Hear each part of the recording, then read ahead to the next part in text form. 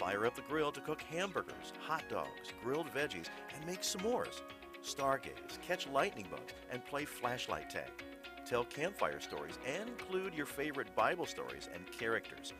Rise early to watch the sunrise and enjoy a camper's breakfast before taking a bike ride or going on a nature scavenger hunt. A backyard campout is healthy family fun for all ages. From Samaritan Ministries, a health-sharing ministry, I'm Doug Chamberlain with a Family Health Checkup. For more, visit us at familyhealthcheckup.org. Mr. Rogers said, look for the helpers. You can always find people who are helping. Thank you to all the first responders who put their lives in danger to help us when my brothers and sisters and mom and dad and grandpa and grandma need them. Thank you, first responders. This is what I signed up for as a first responder. I am constantly worried about being exposed to this virus and potentially bringing it back to my home and my family. I'm going to continue going to work day in and day out and providing help to those that need it. We look out for the helpers because they look out for us. Thank you, first responders. Thank you, first responders. Thank you, first responders. Love you. Mwah. Be safe, look after yourself, and look after one another. Thanks. Learn how you can help first responders in your community by texting BRAVE to 24365. People join Walk MS to raise awareness and funds that change the world for everyone affected by multiple sclerosis. MS attacks the brain and spinal cord. It's the most common neurological disease leading to disability in young adults. Walk MS brings communities together, creating teams with friends, loved ones, and coworkers to rally around those we care about and end MS forever. Join us. Together we are stronger. Walk MS fundraising accelerates research breakthroughs and life-changing breakthroughs. It will take all of our passion, determination, and fundraising to end MS forever. Together, we can change the world for people with MS. Join us. Register today, start a team, and raise funds at walkms.org. United by sports. WGSX Lynn Haven, WTOT, W271DN Mariana, powered by Pepsi. ESPN Northwest Florida. Let's go. The Afternoon Underdogs are on the air. How are you not freaking out right now? Broadcasting from the Rib Crib Radio Room. Good to the last drop flavor. The Underdogs are here. 104.3 ESPN Northwest Florida.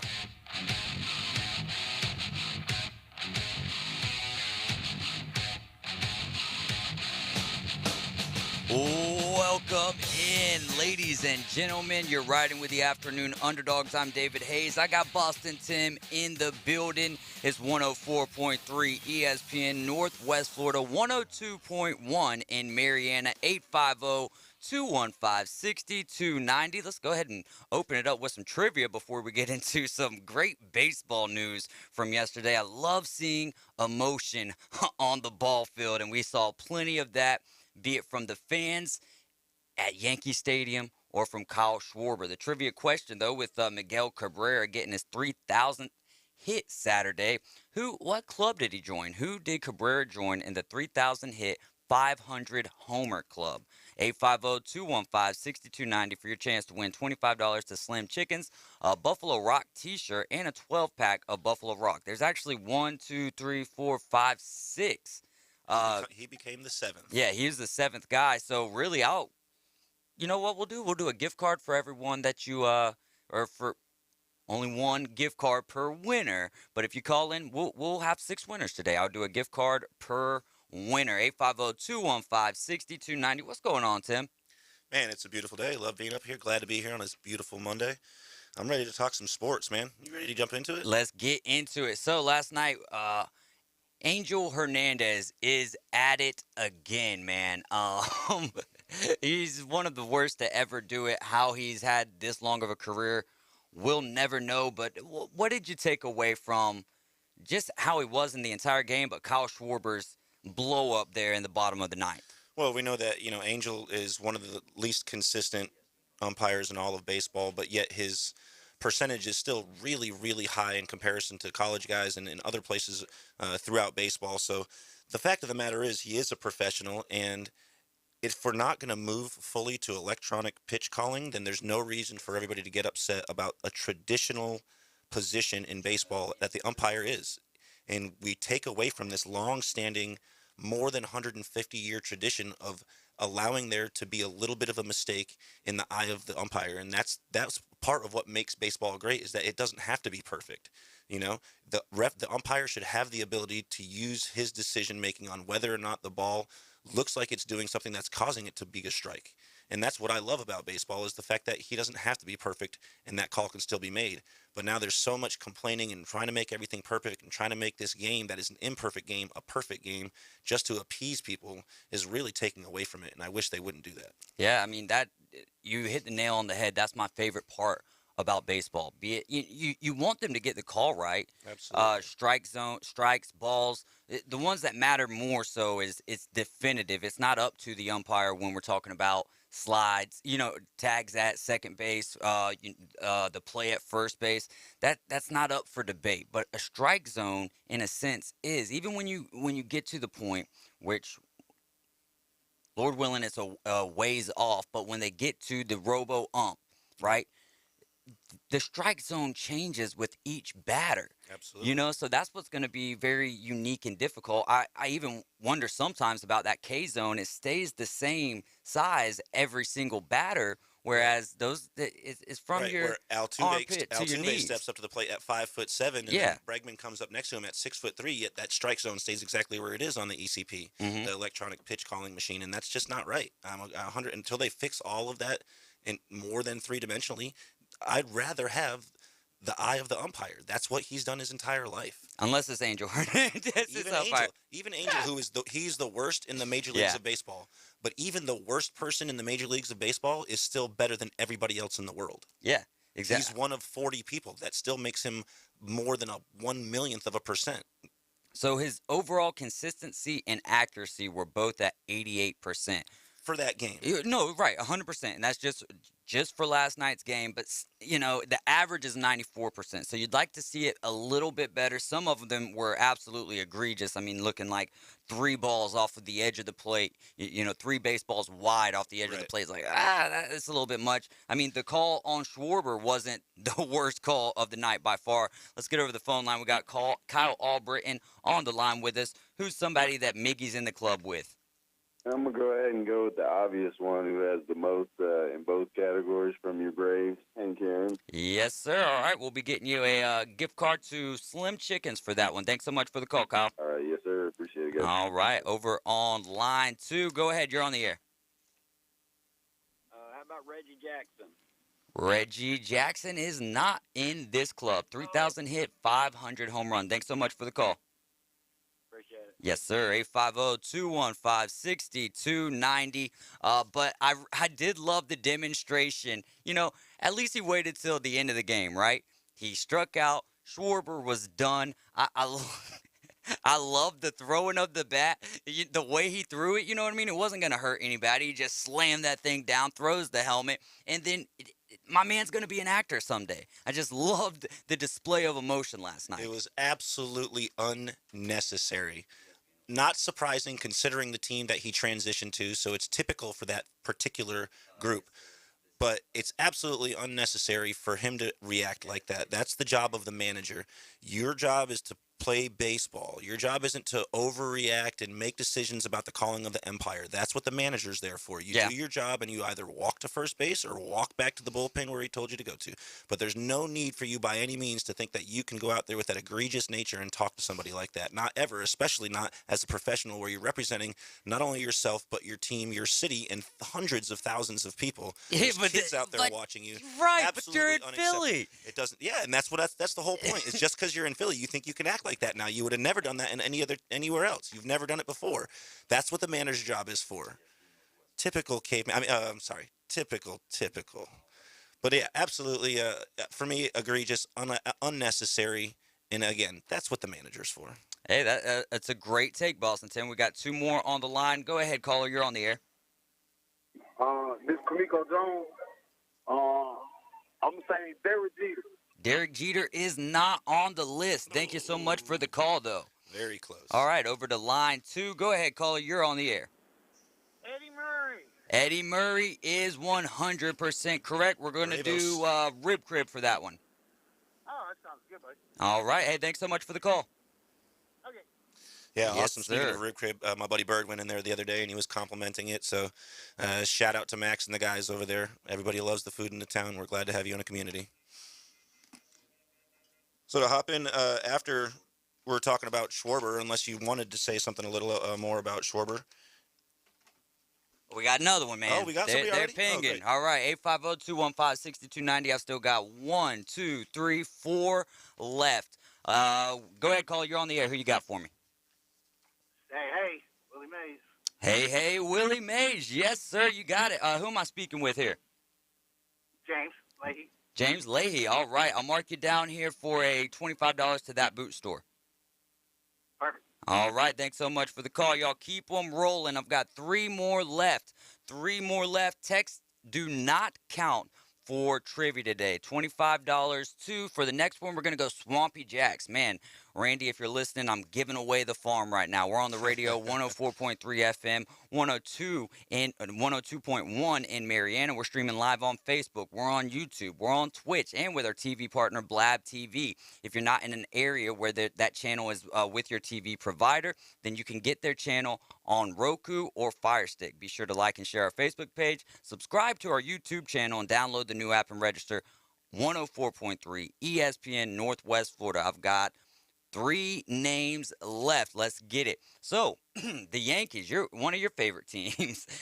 Increased security in the stands. The bleacher creatures, the Bronx bleacher creatures, were all over Miles Straw. Did you see my man climb up the wall like Spider-Man? They were even calling him Peter Parker the next day. Well, I mean, it's unbelievable, right? We talked about it during the NBA playoffs last year, and there's a little bit that a fan can do. You know, if you want to throw some negative comments out there, or really cheer your team on, or be negative towards the players, there's a limit to it. But when it comes to throwing things that can physically hurt somebody, popcorn, I had nothing against somebody throwing popcorn on Westbrook last year, but when you're throwing cans and things like that could absolutely hurt somebody, you know, you're absolutely taking it over to the edge. So I wasn't against him. I hate to say that I'm with a Yankee at any point, but yeah, I would have climbed up that wall too. I might have. Well, it wasn't the Yankee. It was the Guardian. The Guardian. That was but the Yankees players, credit to them.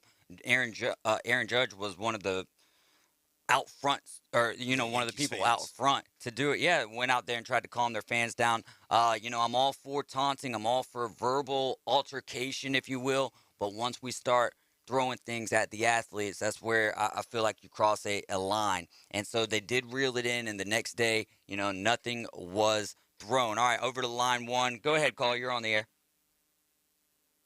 Sammy Sosa. Sammy Sosa is not on the list. Thanks so much for the call.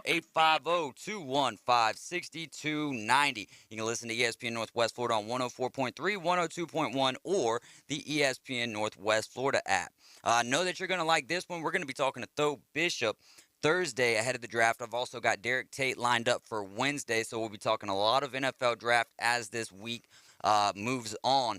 But you being a big betting guy, Trayvon Walker, a guy that came in at 30-1 odds to be the number 1 pick, is now leading. He went from plus 150 to minus 200 Sunday night. That's on Caesar Sportsbook. Hutchinson's fallen now from minus 170 to plus 160. That's during a 12-hour span that all of this happened. 36% of the money bet on all NFL-related options at Caesar Sportsbook is going towards Trayvon Walker. What do you think, and how excited are you about the draft right now? Well, I wish I was a little bit more excited, but I would say that the common fan nowadays likes to see more quarterbacks, wide receivers, and running backs going, but we know that the draft isn't really based around that nowadays. Now they're looking to not have to pay their linemen so much money or their defensive players so much money, and this is going to be a great year for that. They're going to be getting a lot of guys coming out, especially in this early round, like these two right here. And for me, I think that money going on Walker is great because my money that's going to be going on Hutchinson is going to be even better when it comes off and pays me back. So I don't like it. I don't think he's going to be a long-standing guy. I don't think that it's going to be worth it. I think he'll probably drop down closer to 3 or 4. I like to see Hutchinson go first overall. So with the Jaguars, you like to see Aiden Hutchinson. I wonder how far Kayvon Thibodeau is going to fall. You know what I mean? Because he was one of those guys who it was neck and neck with Kayvon and Aiden Hutchinson, and then now you're seeing this Trayvon Walker, and a lot of the the draft moguls out there, even Mel Kiper and stuff, are saying that this is a good possibility because he just provides a little bit more in versatility on the defensive side of the ball. But you got to get that star pass rusher, right? You've got the quarterback. That edge is so important, and that's why as much as I do think that, Georgia produced a great player in Walker. I think he's solid. I just don't think he's going to go that high. You saw a lot more out of Ignuo, and you saw a lot more out of Thibodeau. Like you said, I definitely see Thibodeau staying in the top 2 or 3. And I just don't see Walker being up there. I can't wait for the draft. First round is going to be this Thursday. How about Byron Buxton kind of coming into his own right now? Longest walk-off home run on record, and that wasn't even his only one of the day. He had a 2-home run, 5 RBI performance, the longest walk-off ever tracked by StatCast. It was 469 feet. I don't know if you got to see the video of this, but it was in the 3rd deck. And, man, my guy is playing great baseball, and he's one of those characters. He's one of those exciting figures in the game of baseball. Even Carlos Correa is saying, hey, he's one of the best to do it right now, if not the best to doing it right now as we speak. Baseball is in good hands if these guys can stay healthy, like a Fernando Tatis Jr. If we can get him to stay healthy, Ronald Acuna Jr. making his way early May. Cannot wait for that. The Braves need that direly right now. Yeah, and you go back to talking about Byron, that's the big thing, is healthy. His health has been an issue his entire career. He's only had 1 season back in 2017, and we know, yes, he has stayed with this team, Minnesota, the entire time with the Twins, and he's dedicated to them, but unfortunately he can't stay on the field. That's the biggest issue. Back in 2017, 462 at-bats. Other than that, he's never even had 300 at-bats.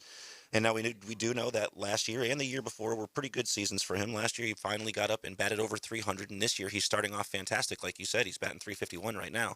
But like we continue to see year after year after year, he's only had 1 season where he's had over 400 at-bats, and every other season, other than that, under 300. So for me, while it is early, I love to see it. I always want to think that he's going to be a great player, but every year he ends up failing me because he can't stay healthy. Yep, and health is especially in a marathon as is baseball, 162 games. Right. We got to get 150 out of you. Right, and watching him come out, playing young, playing in the minors, he was an unbelievable player in the minors and very healthy, great in college. And I actually over-invested in his sports cards. I have tons of his. Oh, so you're like, come on, Byron. To do something fantastic, and he played great last year with, again, like I said, 306 average. That's fantastic. Mm-hmm. But he only had about 250 at-bats. He should be far, far closer to 500. That's a great point. I believe he's got 10 stolen bases to this point in the season. He's unbelievable when he's on the field. No doubt about it. All right, caller, you're on the air with us. Who did Cabrera join in the 3,000 hit, 500 home run club? Has anybody said Pujols yet? No, we don't have a Pujols. What's your name, man? Nate. Nate. All right. Do you know where we're located at? No. All right. Do me a favor and shoot a text over to the same number that you called, 850-215-6290, and we'll work out your prize package, okay? Thanks, man. All right. Thanks so much for the call, Nate. 850-215-6290. What do we got? I got about 2 left. 2 names left on this. Man, if we would have added the 600 doubles, he's even in more elite, a smaller group of company. We've got to take a quick time out. You're listening to the Afternoon Underdogs on 104.3 ESPN Northwest Florida. I'm David Hayes along with Boston Sam. We'll be right back. Y'all stick with us here.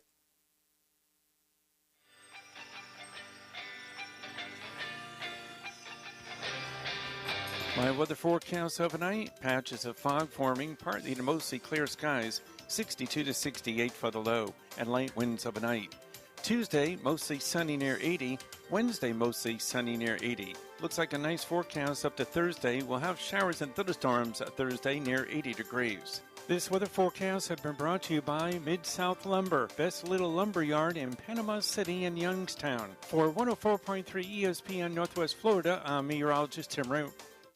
It's here.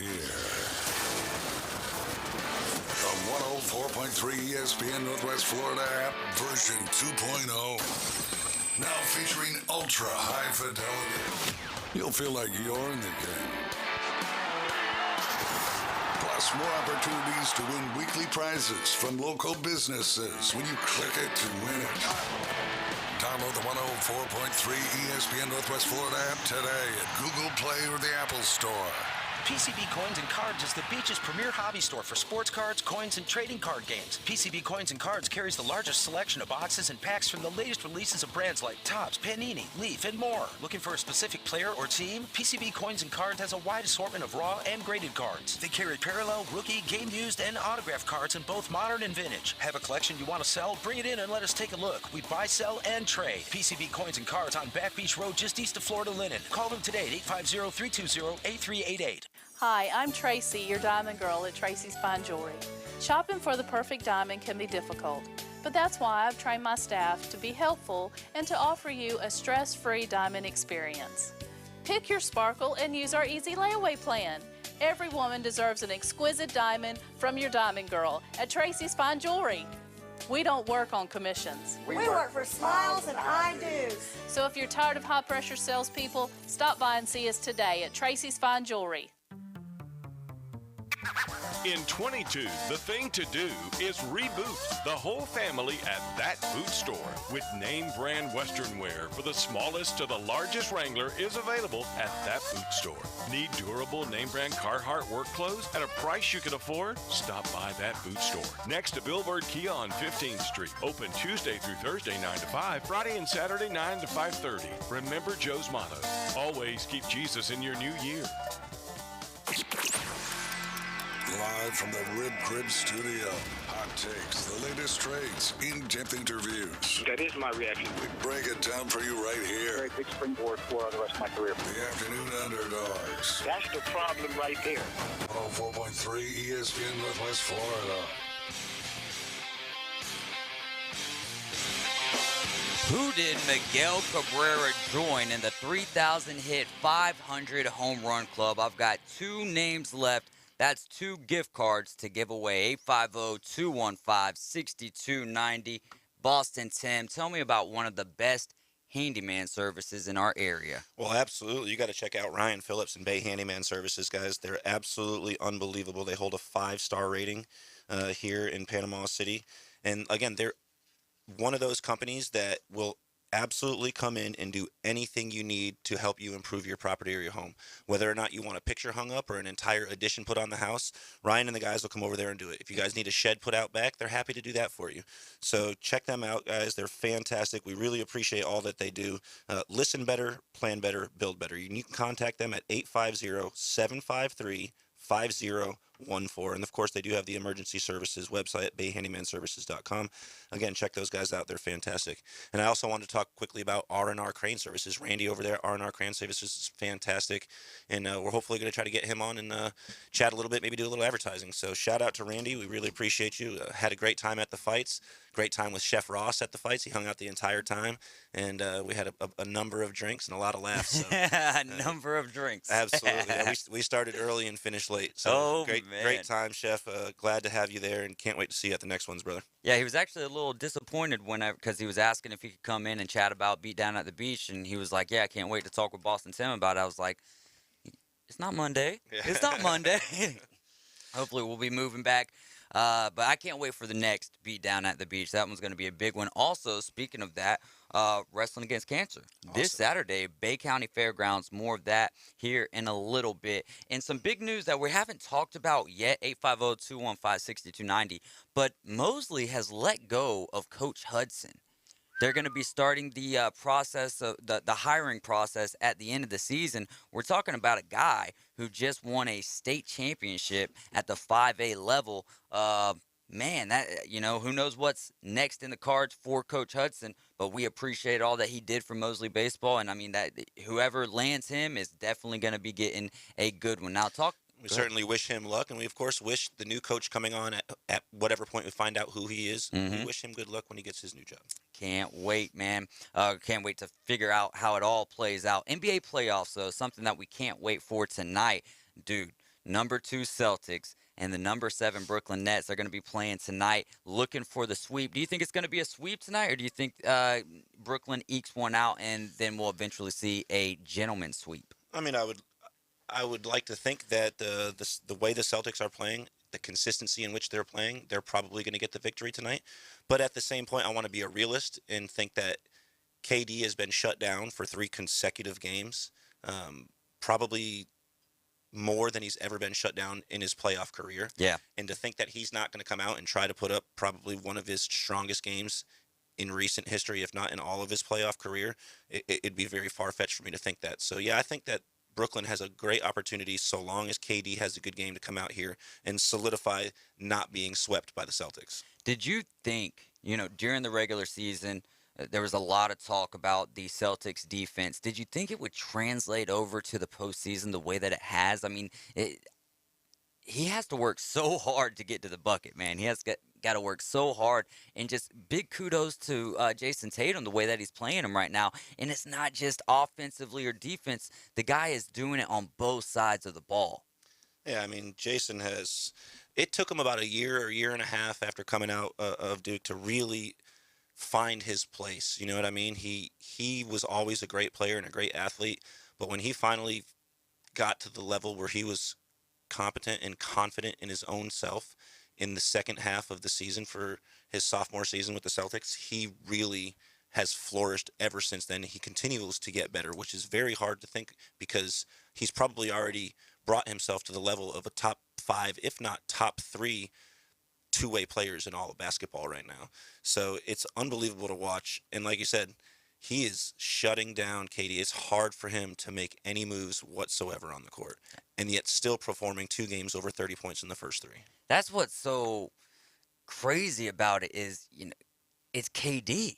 Like Right. you said, I mean, we're talking about 3 games that he shut him out right now, and to be doing that against, and yeah, KD's getting a little older, but he's not old by any He stretch still of the has 6 imagination. years. Yeah. And we were just having the conversation about him 2 seasons ago about is it him? Is it Giannis? Is it LeBron? Who's the person running this league right now?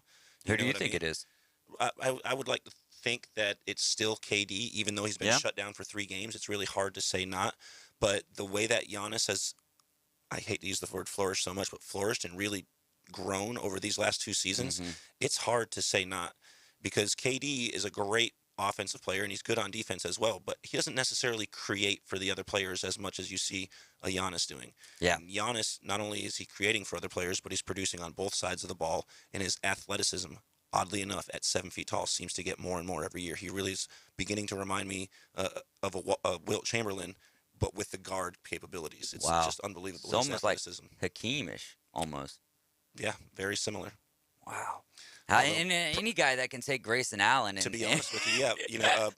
Our good buddy of ours, Micah Scribner, called in, and we talked about, we had a trivia question where Hakeem Olajuwon was the answer, and he wanted to discuss with us about the fact that he was a soccer player growing up and never even played basketball until he was like a teenager or going into college. But since he continued to grow and grow and grow, it was obvious that he needed to become a basketball player. And it was the same thing with what Giannis. a goalie he would have been. Yeah, seriously, he didn't have to dive. And same thing with Giannis, growing up in Greece. They played soccer over there until he was 14 or 15 years old till he picked up a basketball. So it's unbelievable to see how he's grown in such a short time. Similar to Kobe, Steve Nash, all those guys. Kobe always played basketball, but he was from... Yeah, very true. He did live in Italy for a little while. Steve Nash, of course, born in Canada, grew up in South Africa. But yeah, it's very similar with all those guys. Absolutely. Man, but to not touch a ball, around soccer. right, and to not touch a basketball or to not play it organized, let's say that, right, till high school or later, it's like, wild. Or what you said he was 14? Yeah, and to think that they play, and you and I are considering, is he the best player ever right now in all of the players in basketball, and he didn't pick up a ball 15 years ago. 14, that dude is 12 crazy. Years ago. I think he's 25. I like Giannis though. He's one of those guys who he's just well liked. You know what I mean? Like he's not a villain. He's a hero, right? Because he brought he came from nothing championship to Milwaukee. Yeah, he came from nothing to a place that was in the sports world relatively nothing anymore. It's been 60 years, 50-something years since they'd won a championship, with Kareem. It was total, or Lou Alcindor. It was totally, something that needed to happen, and he never boasted about it. He never said, I'm the man, I'm this, I'm that. He took his bag, He sent money to his family. He brought them over here. He worked with his brothers to get them spots in the NBA. You know, he vouched for them. They created a family business together, and now the whole family's taken care of. It's unbelievable. How can you? They got a family business just inside the NBA, right? Right. That's what it is. Yeah. And how can you not love and appreciate somebody that has come from nothing and is now not only one of the more humble and great athletes of our day, but also lifting up his family with him? That is to be commended, man. You don't see Aaron Rodgers doing that. No, he doesn't have a great relationship with his family regardless, and he can't keep a ring around any girl's finger, so what in the world? How about Ben Simmons, though, man? It was all weekend long. Oh, Ben Simmons coming back in Game 4. He'll be back for Game 4, and now he's not even going to be playing in Game 4 tonight. Probably won't be playing. I saw someone on Twitter say, oh, yeah, Ben Simmons will be back for Game 8. You guys can count on that. But Reggie Miller called him out and said, come on, man, out for Game 4 when it was rumored you were going to make your debut. This dude has zero competitive fire. As small a chance as the Nets have to come back in this series, you still have KD and Kyrie. All you need is to win one game and take it from there. Hashtag man up. What do you think about the comments from the great Reg? Well, I mean, Reggie Miller comes from probably one of the toughest times in basketball, right? They played real basketball back then. It was a very slim line between street basketball and the basketball they were playing in the NBA in the 80s and 90s. And so for him to comment like that is not surprising to me at all. You know, what's surprising to me is it's not he was going to play in Game 1. He might play in Game 2. There's a 90% chance he's going to play in Game 4. Right. He got picked up on February 10th on the trade deadline. He'll be ready in 10 days. February 20th. It's April 25th. Yeah, exactly. None of the playoffs even matter. He should have been playing. These guys they haven't played a single game together. That's why I Even don't if he get comes how in and does play, we're making so much of a big deal out of it, out of the possibility of him playing 8 minutes in each half, maybe 10 minutes total of 20 minutes in the game. Right. What difference is he going to make with a team that he has no flow with? He has chemistry. No chemistry whatsoever.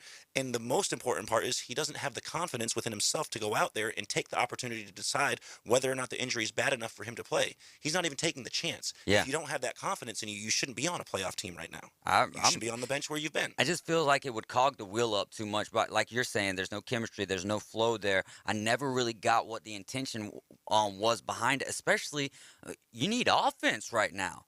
Right. You know, I mean, yeah, you could use some defense, but why are you going to have 4 guys on the floor that can shoot and one that doesn't? I mean, he could be a facilitator, but without that's why the they flow? want him, because he is a great facilitator. Yeah.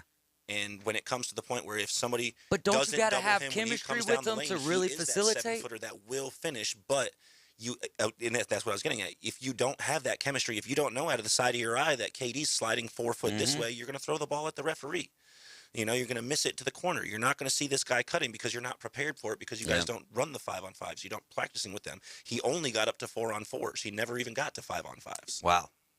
Crazy stuff there in the NBA. We'll be breaking down the West here around 5:30. Coming up next, though, what a race we had in Talladega. That was back-to-back weeks of just crazy finishes. We'll talk to Dr. Tom when we get back.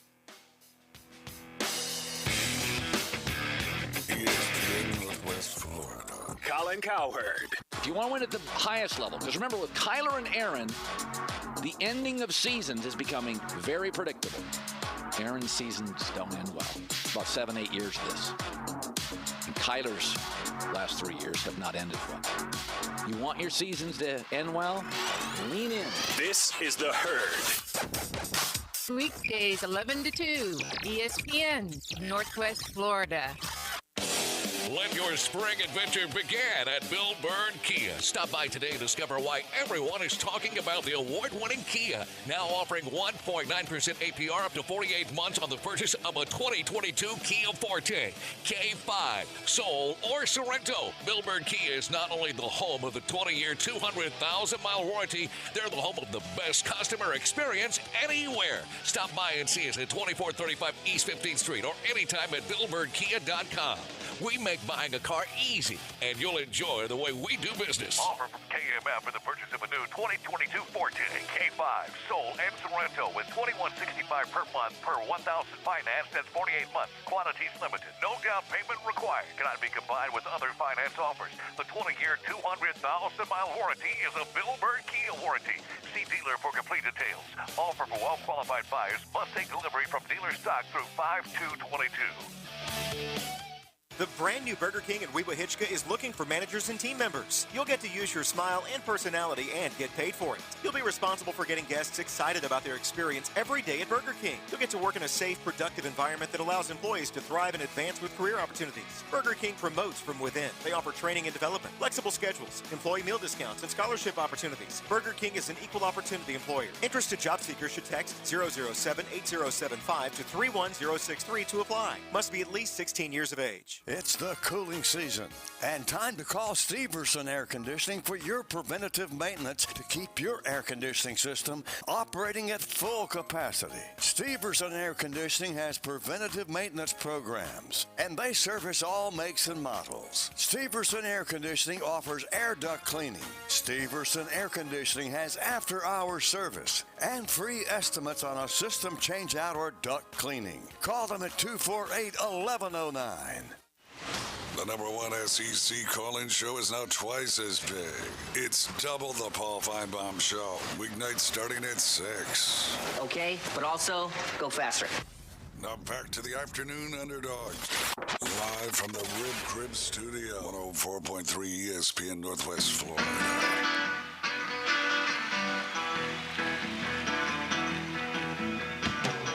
We're back inside the Rib Crib Radio Room. I'm David Hayes along with Boston Sam. We are the Afternoon Underdogs. What a race we had yesterday in Talladega. Let's bring Dr. Tom on. You're on the line with us, Dr. Tom. How's it going? Hey, good. Happy Monday to y'all. Happy Monday, man. You know who else is happy right now? Ross Chastain and the whole Trackhouse team.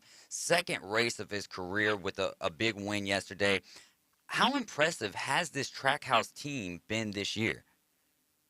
That's a great question. They really have. In fact, I was talking to my dad this morning, and he's like, "Can you believe this Trackhouse team?" I mean, 2 wins. They've been competitive in most races.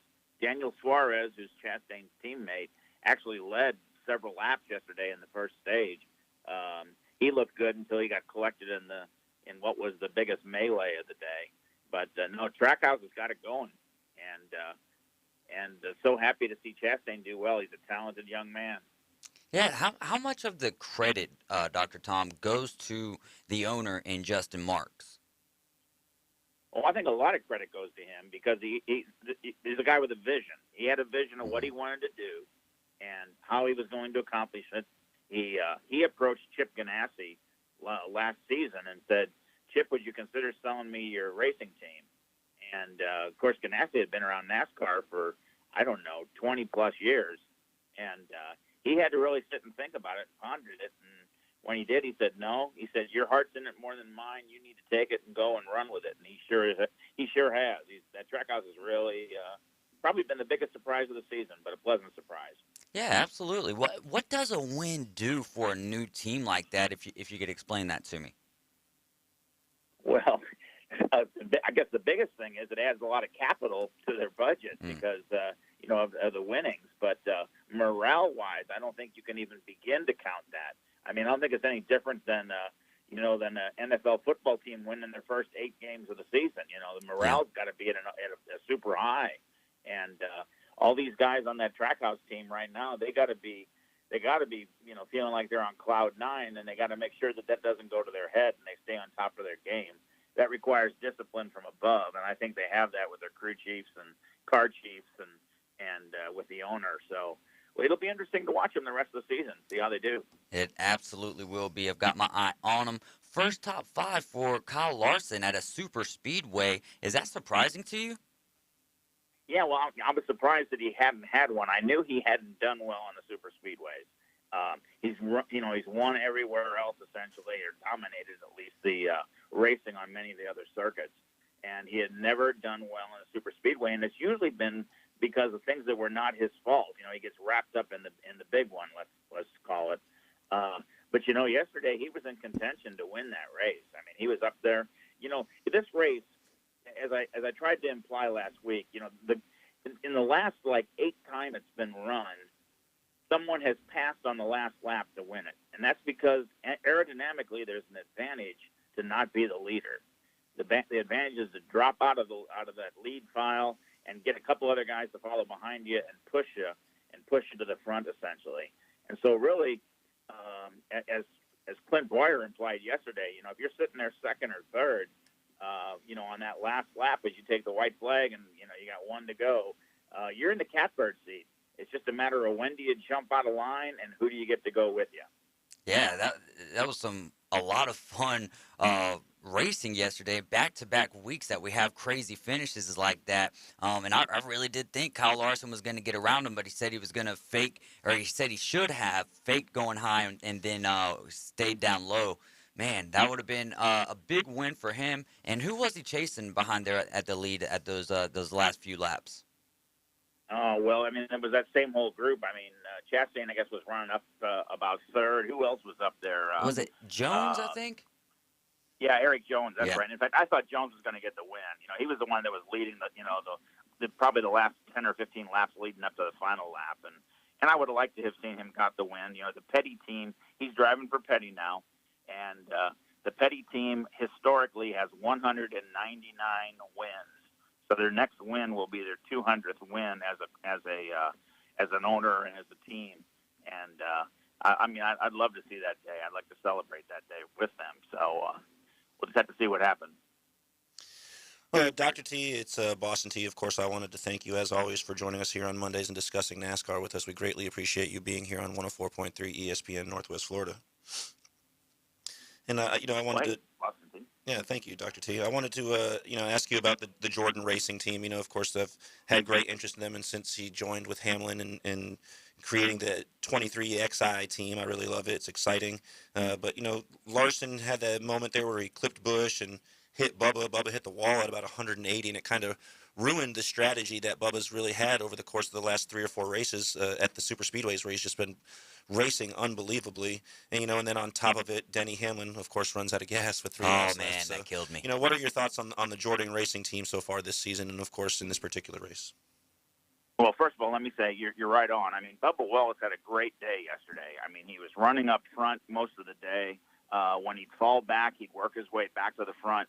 He has become an absolutely phenomenal restrictor plate racer, and there's a total difference between racing with the restrictor plates and racing without it. And he has come to learn to master that skill, and his finishes over the last 4 super speedway races prior to yesterday are living proof, and his performance yesterday really adds to that.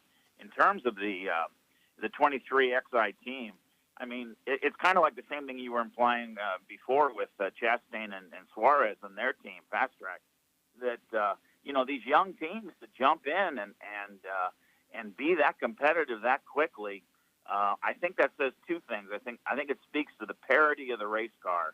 Number one, NASCAR really tries hard to make these cars be equally competitive with each other as best they can.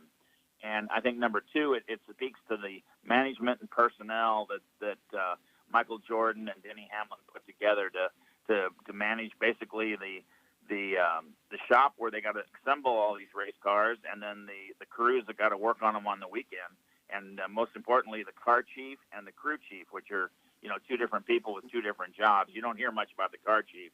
You always hear about the crew chief, but the car chief plays a big role too. Dr. Tom, I wanted to get your opinion on this or your take on this. Out of Formula One and NASCAR, which one does the manufacturer mean more to their particular sport? Well, that's a real good question, actually. Probably I'd have to say, the Formula One is so manufacturer oriented. I mean, that is just all their focus is on the manufacturer. Not to say that the manufacturers don't play a huge role in NASCAR, because they do. As you can see yesterday, the Chevys would team up and they'd run as a team, and the Toyotas would team up, even across different teams. The Toyotas would fight for Toyota to get a win, and that comes from corporate pressure from above. I guarantee you that. But Formula One is a whole different beast, and it's so manufacturer-oriented between Mercedes, Ferrari, McLaren, et cetera, et cetera. They're probably the ones that are most concerned about performing well for their manufacturer. How did the F1 race go yesterday? Well, it's pretty wild. I didn't get to see as much of it as I would like to, but that's Ferrari's home track there at essentially what used to be called Monza, just outside of Milan.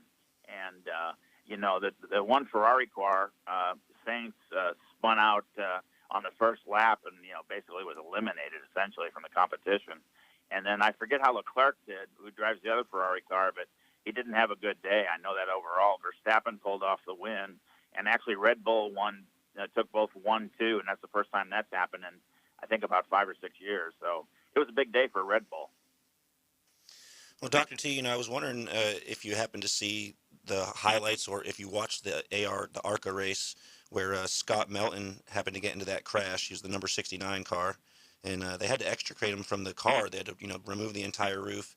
And all that I could find was that he had fractured his leg. It seemed pretty bad, and I was wondering if you'd heard any more about it. They were going there, only 50 laps into the 76-lap race, and there was a little bit of a turnaround right in front of him, and then, Eric Caudell's car kind of slid up, and he was trying to get around and never slowed down and hit him pretty hard. And I was wondering if you saw that highlight or if you happened to watch the race again and what your knowledge is possibly on Scott Melton's injuries. I watched the start of that race, and then the wife had something scheduled for us on Saturday that we had to attend.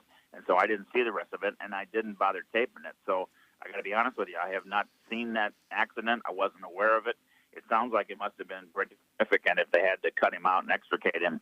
And even to have a fracture, in today's safety car that they really have, significant injuries are rare, but obviously they still occur.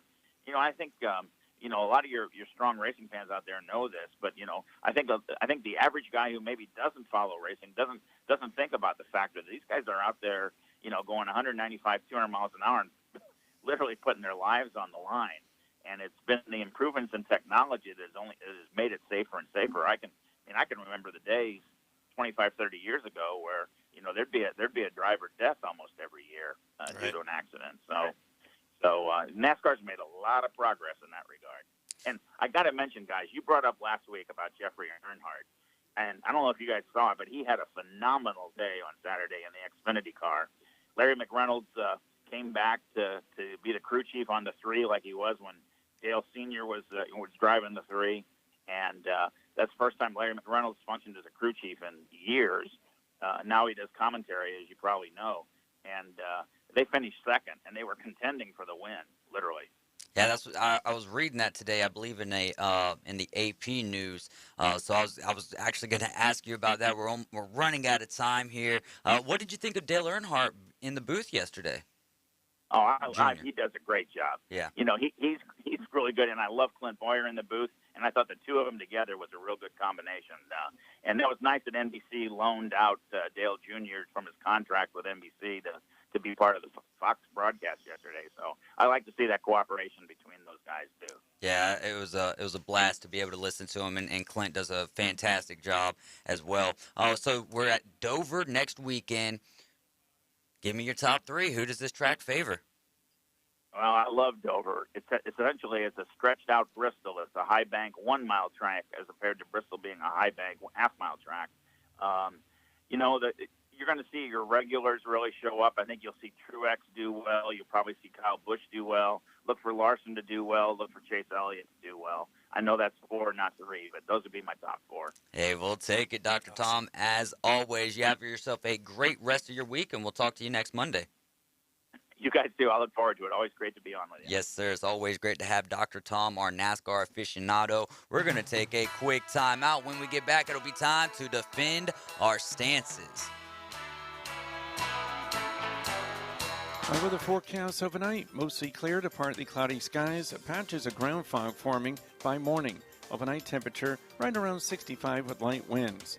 The morning fog will lift anticipate Tuesday. It'll be partly to mostly sunny near 80 and light southwest winds. Wednesday mostly sunny right around 80 degrees. This weather front coming in Thursday will give us a chance of showers and thunderstorms partly to mostly cloudy near 80. For 104.3 ESPN Northwest Florida, this is meteorologist Tim Root. ESPN Northwest Florida. This is Greeny. I was not in favor of the Jets going out and getting Tyreek Hill. I said that here because I said they're not Tyreek Hill away from winning anything, and I did not see his skill set. I guess I didn't look closely enough at that. I'm now totally in favor of Deebo Samuel, in large part because I just love him, and I think the entire football world fell in love with him last year. Weekday afternoons from 2 till 4, 104.3 ESPN Northwest Florida.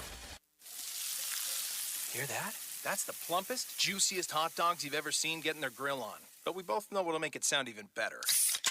Oh yeah, it's a Pepsi to go with your hot dog. Because when you're chomping on America's favorite meal, relish, mustard, and onions perfectly blending into a crescendo of flavor, there's only one thing that makes everything about that moment better. A cold, refreshing Pepsi. See what I mean? It's like music to my ears. Hot dogs. Better with Pepsi. That's what I like. You know that sound anywhere. It's the crisp crunch of that first nacho chip. With its perfect cheese to sour cream ratio sitting atop a layer of delicious beans, it's a sip away from perfection. That's what we're looking for. Add a delicious, refreshing Pepsi and we've achieved absolute nacho nirvana. Because while you can pile those nachos high with every spicy, cheesy, savory topping, there's no topping a cool Pepsi finish. Nachos, better with Pepsi. That's what I like. Hi, this is Coach James Hale. Keeping your car looking great is easy as 1, 2, 3 at Blue Sky Express Car Wash. By joining their monthly wash club, you'll get the best bang for your buck. In just 2 car washes, your monthly membership pays for itself, starting at only $19.99 a month. What are you waiting for? Become a member today at Blue Sky Express Car Wash on Back Beach Road next to Home Depot. Tell them Coach Hale sent you. Damsel in Defense presents Defend Your Stance. Got an opinion? Time to defend it. It's the Afternoon Underdogs on 104.3 ESPN Northwest Florida.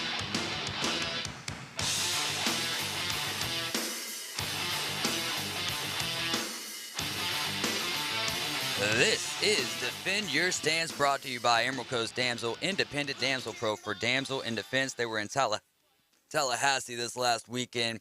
They had a good show. Caveman said it could have been a little bit better, so we need to start traveling over to Tallahassee whenever Damsel in Defense is at the gun show. But they're off. Well, they might have some pop-up things happening, but right now the next show is June 4th and 5th at the Bay County Fairgrounds, same place where Wrestling Against Cancer is going to be this Saturday at 5:30. Can't wait for it. And of course, a shout out to Caveman.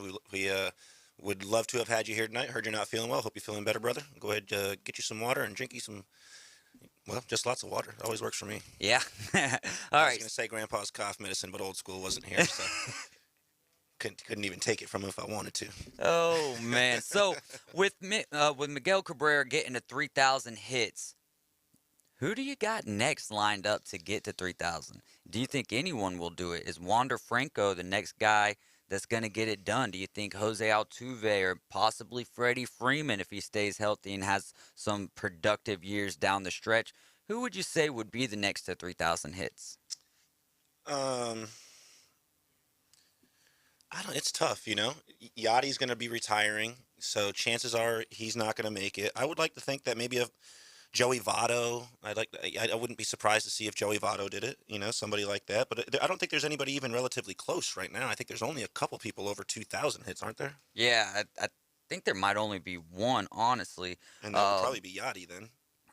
Let's see here. So Votto's got 2,035. Yeah, Votto's 2,035. Molina's 2,116. You got Jose Altuve. He's like 1,700. That could be possible, but I mean, how many times a year is he averages about 150 or so?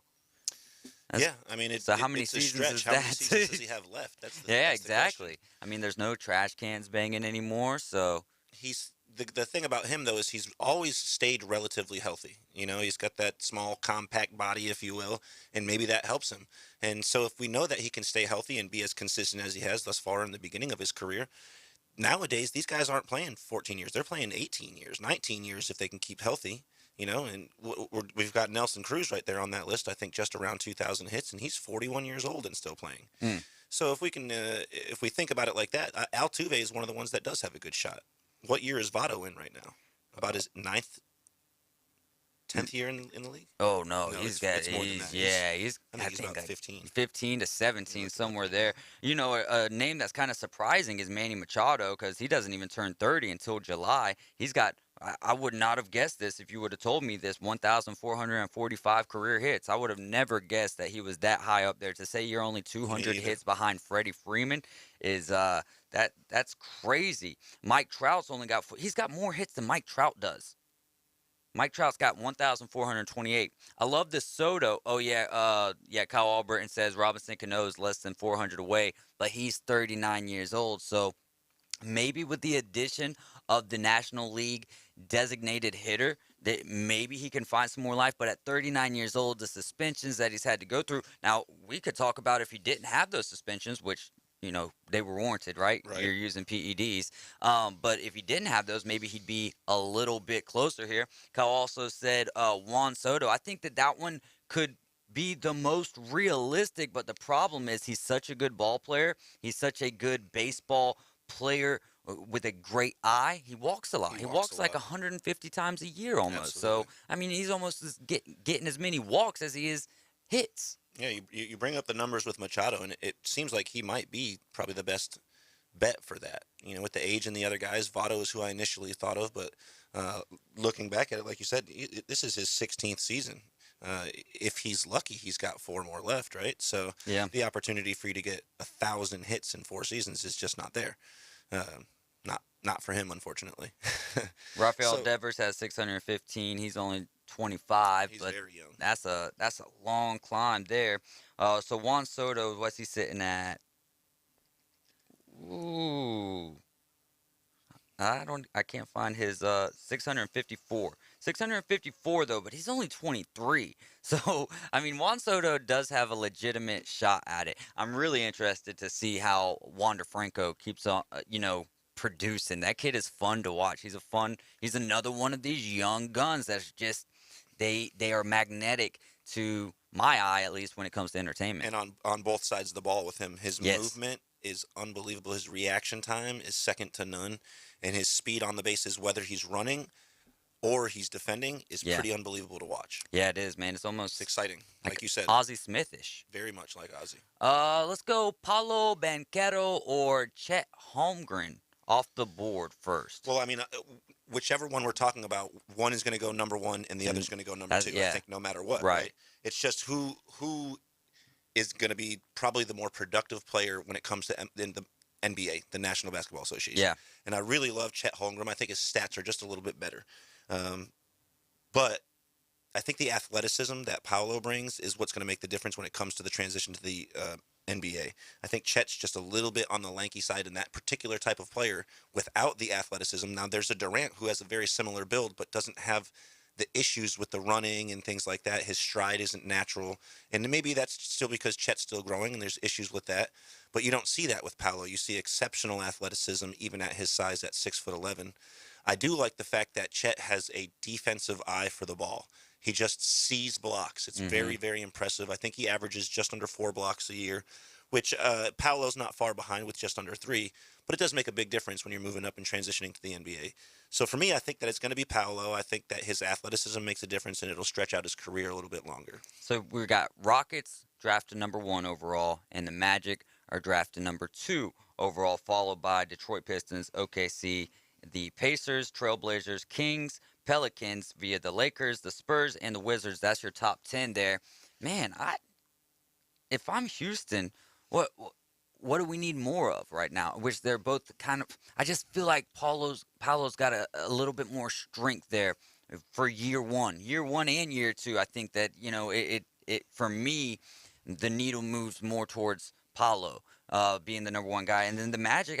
Really though, 1 or 2, these guys are getting a good ball player. Right. I think Either Chet's way. more of an investment, whereas Paulo could start pretty early. Absolutely, and I think Chet has a lot of potential if he can just grow into his body. That's the biggest issue for him, I think, that I see. There's very few people that we've seen, go through transitioning through their sophomore, junior, senior year of high school and their first freshman year before coming out to the draft.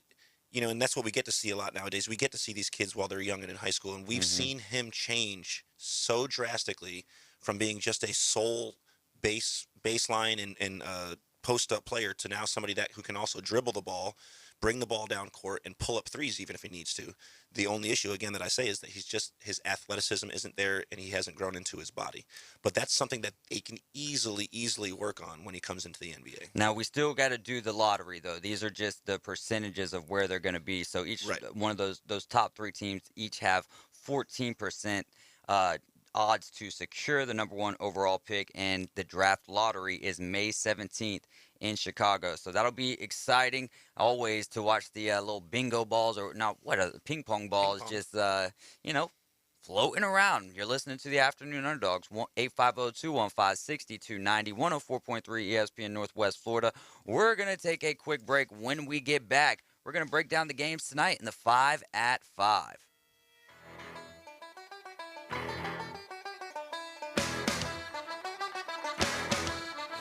104.3 ESPN Northwest Florida is the Panhandle's destination for the Atlanta Braves. Got him, swinging strike three.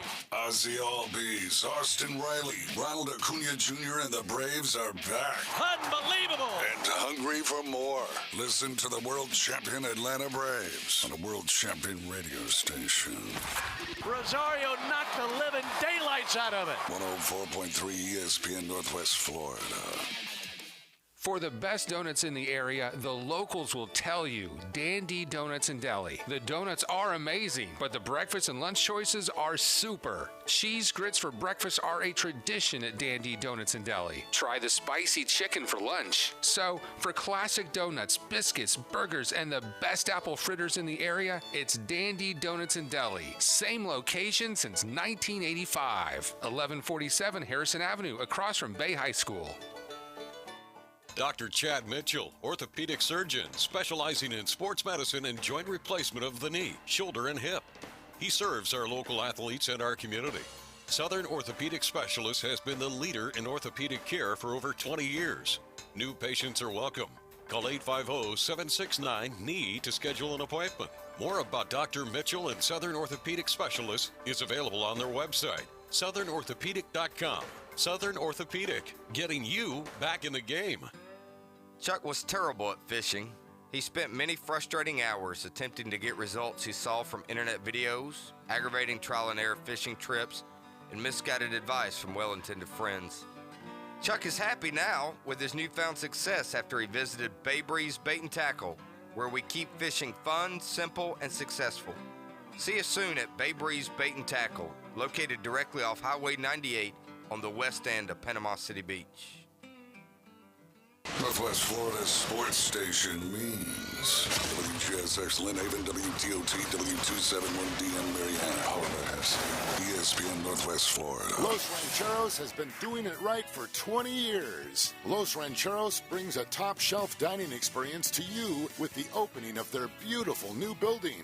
Watch all college and pro games on Los Rancheros' 14 large-screen TVs with great drink specials daily from 2 to 5 and during all the games. Los Rancheros, the place for live sports and great food on 23rd Street between Jenks and Harrison. Broadcasting from the Rib Crib Radio Room. You're riding shotgun with the Afternoon Underdogs. We're going to need some gas money. The Afternoon Underdogs. Fill her up, please. On 104.3 ESPN Northwest Florida.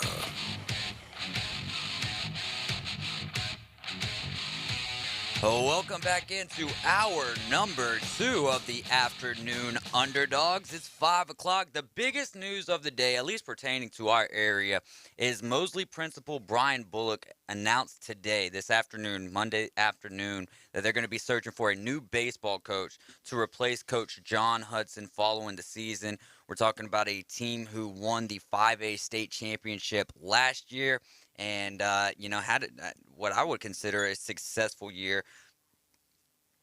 to this point. Maybe, the little bit of a state championship hangover. But, hey, so John Hudson will not be with the Mosley Dolphins next year, and we'll be looking for his replacement. As soon as we find out anything, we'll bring it to you guys. So Brian Bullock, the Mosley principal, has announced that they'll be looking for a new coach. It is time for 104.3 ESPN Northwest Florida.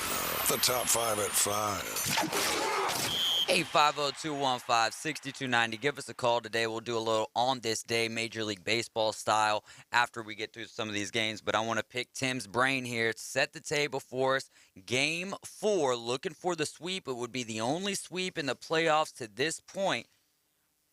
What do you think here, Boston at Brooklyn? Brooklyn, a 1-point favorite tonight. What's going on, bro? I mean, I question whether or not my opinion really matters. We had this discussion the last time that we were on together, and I said there's an opportunity for there to be 5 sweeps in these series right here. 5 sweeps, and I think that the closest series is going to be the Brooklyn-Boston series. That's what's so crazy. And everything that I thought was going to happen, the complete opposite is happening. So please don't be betting on my opinion, ladies and gentlemen. But I will say that, like we were discussing before, Boston's defense is looking phenomenal. Since the All-Star break, the changes that Coach Ike has made has been exceptional. They've been shutting everybody down. Tatum has just been unbelievable in himself, let alone the duration or the rest of the team. The duration of the season for our guys has been exceptional. Nobody's been getting injured. Everybody's been looking great. Outside of Robert Williams, we've really had a full squad for 50 consecutive games. And That's now he's unbelievable to ask for. And now we have him coming back in a game that we know Ben Simmons is definitively not going to be playing in. So we definitely have that confidence booster for us. We have the additional booster bringing him back, and then we have just the way that we've been playing in general. So for me, I do like the Celtics. I don't think that they're going to win this game because I think KD is really going to come out and take over no matter what. If he doesn't, it spells big change for the Nets in the upcoming season. I think not only will they start up top, but they'll also come down to the team, and a lot of people will be getting moved. Ooh. So if they don't make something happen here and they get swept with all the money that they spent on these 3 players, there will be big changes. Oh, man, that's some big stuff there.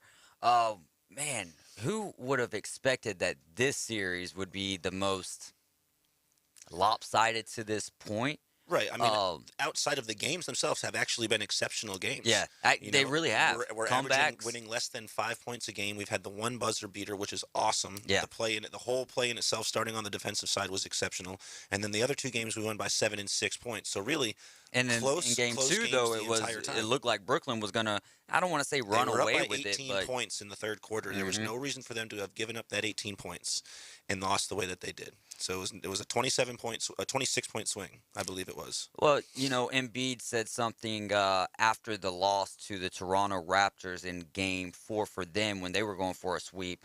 That, you guys did your job, speaking to the refs. Basically, they didn't want to see a sweep. The NBA doesn't like sweeps. Do you think that, we could have some lack of whistles or extra whistles tonight to dictate or, manipulate how this game goes? I think it's going to be consistent with the way it has been. And his complaints are that there aren't enough calls being made. But it's consistent with how the referees do their job in the playoffs year after year. They always allow there to be more physicality, and they allow the players to decide who wins the game. And he's complaining that the referees aren't the ones deciding the game. Yeah. That's the complete opposite of what any player should want. Right. So I think he's entirely incorrect in this. And for me, I think that the game would be consistent with the way it was. There'll be far fewer calls than you'll see in a typical regular season game, and that's how it should be. And, a lot of times you'll have these coaches who will criticize the refs. They'll get fined for it or whatever. Do you think that helps? Does it move the needle in a direction that is more beneficial to their team? Or, when the refs get in there in their pregame meeting or whatever, what do you think they're talking about? Do you think they're bringing up these coaches and their criticisms? Yeah, I think it's hard pressed for anybody to not discuss the things if somebody's talking about you, if you're being criticized and you're with the group of people that are also being criticized, it's hard for you not to discuss that. So absolutely, I think that's what they're discussing. I think they're just wanting to go out there and do their job. They're discussing probably what's the best course of action for us to continue to do what we're doing without this criticism, and I think they'll probably follow that. Chances are that's what they're doing. So we're both for me, I gotta go Brooklyn tonight. I think Brooklyn's gonna win. And it's a 1-point odd here. Brooklyn's a 1-point favorite, so yeah, a 1-point favorite at home, not a big deal. No, absolutely not. But if you're betting on it, right, it could go either way, and I think either way it'll be a decent scoring game. look to see both teams go up into the teens, probably 115 to 112-ish, whichever way it goes. 30 or let's put the number The at over-under 30 is for two- no 222. well for Jason Tatum 30. Let's say 29 and a half. I think he'll be at 39-4 and then maybe 2 steals as well. Okay, all right. Toronto at Philadelphia tonight. Philly's looking to close this series out in Game 5. They're an 8-point favorite at the house. Set the table for this one. This is a game that I thought after what we've been watching the course of the last couple of games would be a lot better game, but unfortunately we're hearing earlier in the day that Van Fleet is not going to be playing. So he's a very big component for the Raptors. They're a young squad, as well as Pasquale has been playing. He is one who has stepped up over the course of the last couple of years and really become a leader on that team. I think that the leader of the team is Van Fleet, and losing them in this particular position where they're going to have to be going into Philadelphia to get a victory, I just don't think it's going to be a possibility for them to do that. Yeah. So for me, I don't even think the spread is that big of a deal. I think Philadelphia comes in, they cover the 7.5-point spread, and I also like the over in this game. I think Philly puts up a lot of points. What's the over-under for this The one? over-under in this one's only 211. 211. So, wow. Man, yeah. I think that you'll see both teams into the 107 mark. So that would put it over. So I'll go with the over as well. Man, I would love for, I like to see these go to 6 games or go to 7 games as a fan, especially not being a fan of the team. My team's, looking at 5th in the draft order right now, So I would like to see Toronto do it. I just, like you said, man, what Van Vliet means to that team here in the playoffs especially, I don't foresee it. I think Philly's moving on. I got Philly and cover beating them by 8 points, so 120 to 110. Right, and we want to think that somebody's going to step up, right? Is it going to be Gary Trent? Is it going to be OG Anunboy? Is somebody going to step in there? Could it be the rookie of the year? Yeah, absolutely. But who's gonna really come in and lead the team? And that's the issue. You know what I'm saying? Is there another position player that's going to come out there? And for me, I just don't see somebody at all, including Scotty, who's going to be the ball handler, who's going to make sure that Pascal becomes the center of attention and make sure that things really work around him.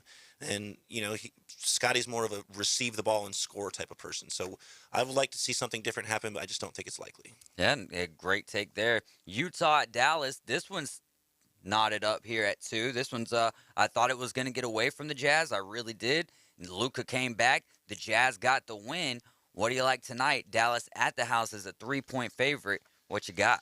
Yeah, I think this is going to probably be one of the better games that we're going to be able to watch tonight. Right? Yeah.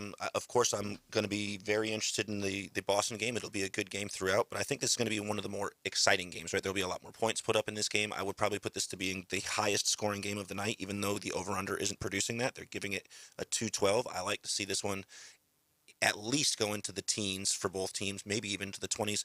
I like to see this game actually go into overtime. That's going to be a very long shot bet that I typically don't put in, but I'm going to put that in for this game.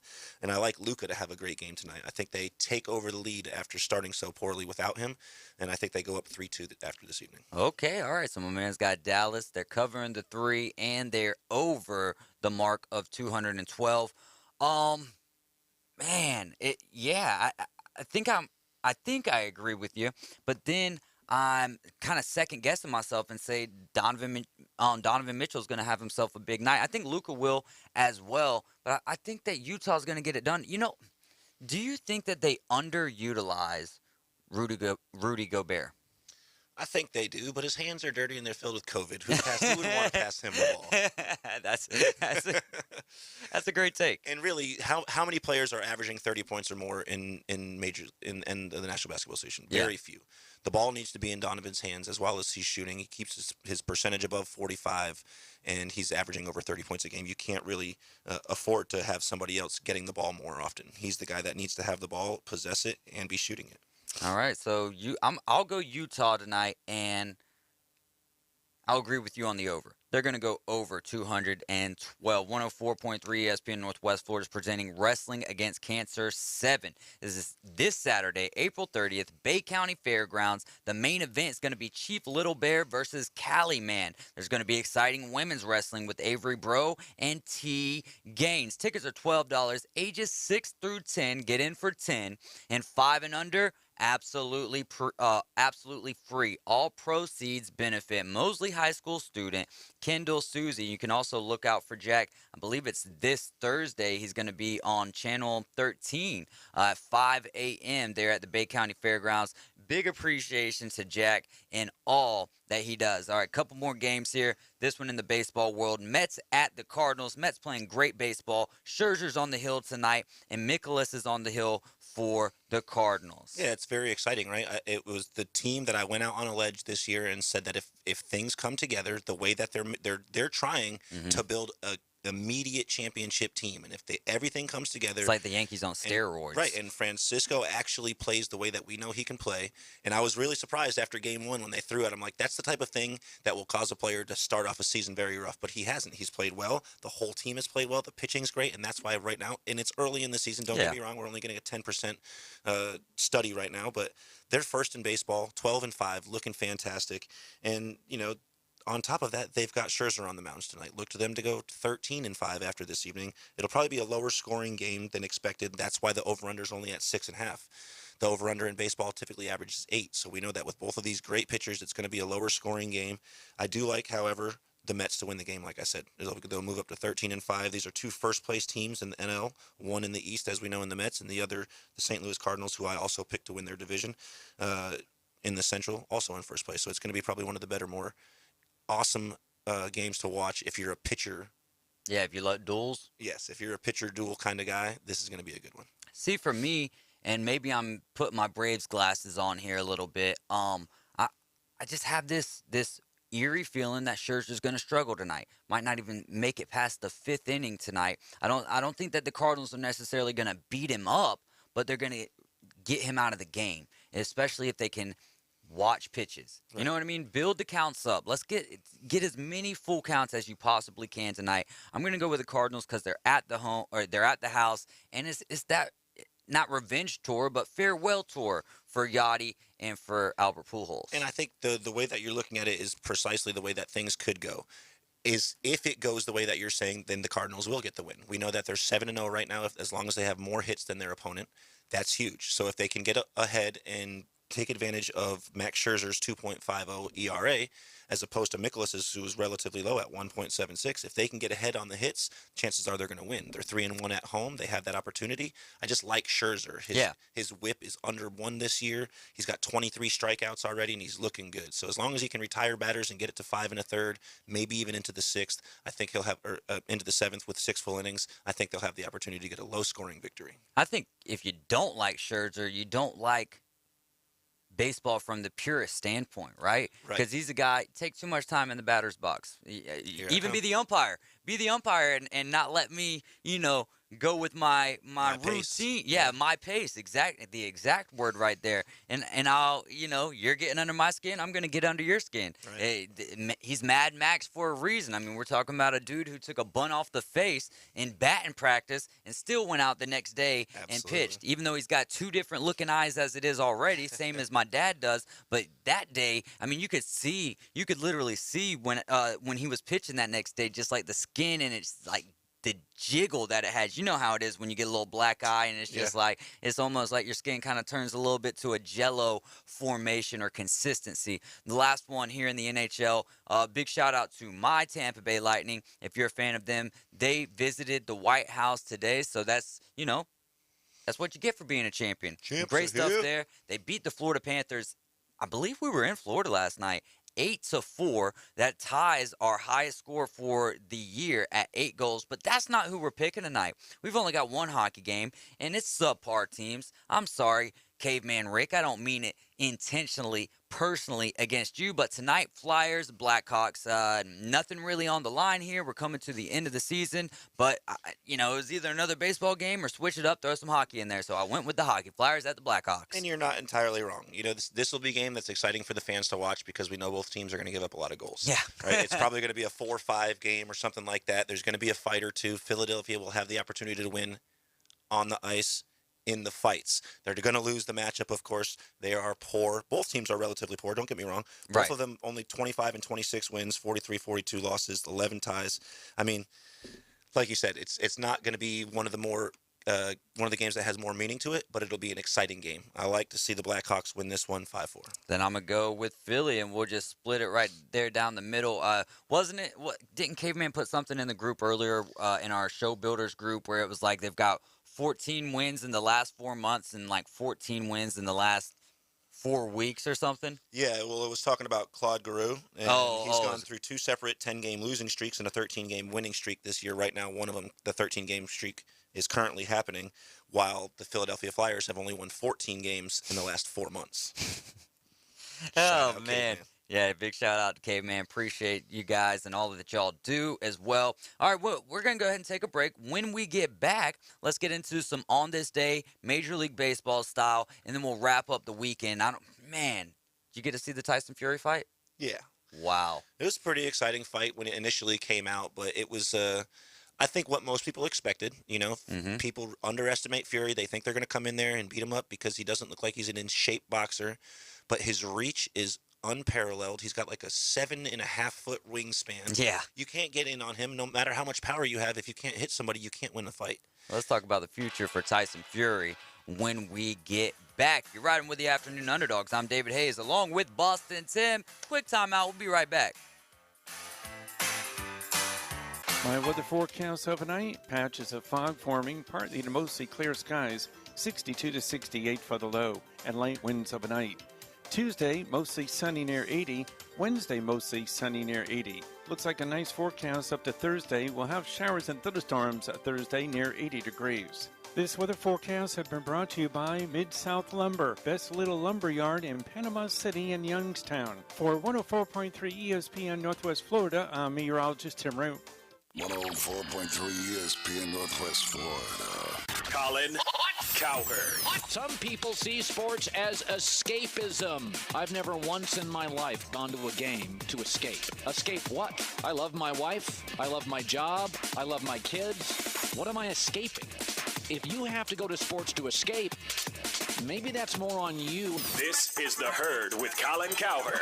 Weekdays 11 to 2, ESPN, Northwest Florida. At Slim Chickens, craft means something. Craft means bacon. And oh, so crispy. Craft means a good cayenne kick. And all-natural buttermilk marinated, made fresh, perfectly fried chicken. All served on toasted brioche buns.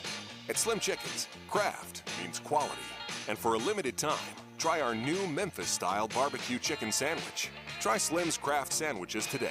Slim Chickens. Hi, this is Coach James Hale. Keeping your car looking great is easy as 1, 2, 3 at Blue Sky Express Car Wash. By joining their monthly wash club, you'll get the best bang for your buck. In just 2 car washes, your monthly membership pays for itself, starting at only $19.99 a month. What are you waiting for? Become a member today at Blue Sky Express Car Wash on Back Beach Road next to Home Depot. Tell them Coach Hale sent you. Did you know that fees associated with real estate closings are virtually the same from one title company to the next? So what sets South Oak Title apart? Effective communication, customer service, expertise, and technology. If you're buying or selling real estate, refinancing a residential or commercial property, tell your realtor you want to close with South Oak Title. South Oak Title, with locations across the Southeast, including Panama City Beach, Inlet Beach, Destin, and Fort Walton Beach. Visit them online at southoaktitle.com. His cologne is made out of tiger blood. He's seen every Vin Diesel movie and... winning. He's dating your daughter. David Hayes is part of the Afternoon Underdogs. Live from the Rib Crib Radio Room, 104.3 ESPN Northwest Florida. And the feeling coming from my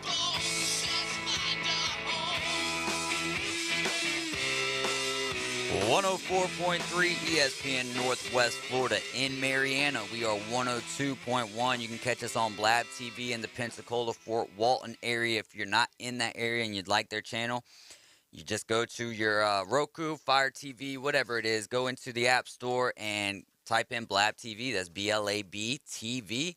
And pick up their channel. Let's get into the weekend wrap-up here. Miggy Cabrera, the 33rd player in Major League history and first Venezuelan-born player to reach the 3,000 hit mark. He just a little first inning single. You know, nothing huge, but that's Miggy, man, and that's what's so cool about a guy who has spent his career with, okay, yes, World Series champions in the Marlins. But after that, what did the Marlins do? And then you go to Detroit, you know. So he's been on subpar teams and kind of done this whole thing very quietly. Right. And, you know, he's also never been that figure that's out there in the limelight and making a big deal about who he is or, you know, the amount of money that he's bringing in or what he produces. And maybe that's because he's been on the smaller teams, right? We don't know that necessarily. But we know that he does, when he does show out, it's on the field, right? He's hit some of the most pivotal home runs or hits in many MLB players' careers. They would love to have a career like he's had. Yeah. I mean, almost anybody. I really appreciate take it. Yeah, I really appreciate all that he's done and the way that he's done it with the class that he has. He's the epitome of old school baseball. I really enjoy having him. He really is the epitome of old school baseball and just a guy that, yeah, he had some minor off the field issues, but came back from, you know what I mean? And just like, he's such a great guy and bigger than that, in my opinion. We were talking with Stephen Nesbitt, who writes for The Athletic, just did a great story on Miguel Cabrera. If you haven't read it, get The Athletic, go read that thing.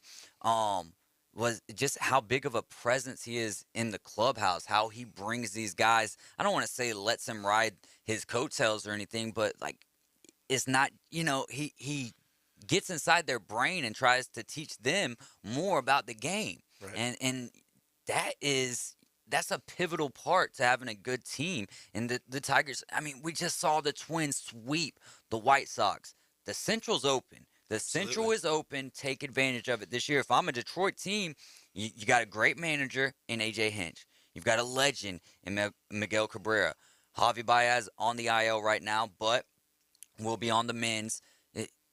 If you get to the trade deadline and you feel like there's a opportunity to make a move this year because, like I said, the Central's wide open. It's going to be exciting. I'm anxious to watch this season play out because it's not going to be a typical season. There's going to be a lot of different leaders in many divisions this year. I mean, speaking of leaders, for the Braves update, Ozzie Albies is tied for the Major League Baseball high right now with 6 home runs. He's tied with C.J. Cron right now.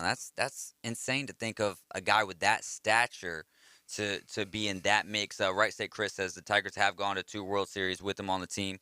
That's a great point. But still, the point of what I said was he's done this so underratedly, so under the radar, so quietly, and it's great. You know what I mean? We were talking about Giannis earlier and the humbleness that he brings. Exactly.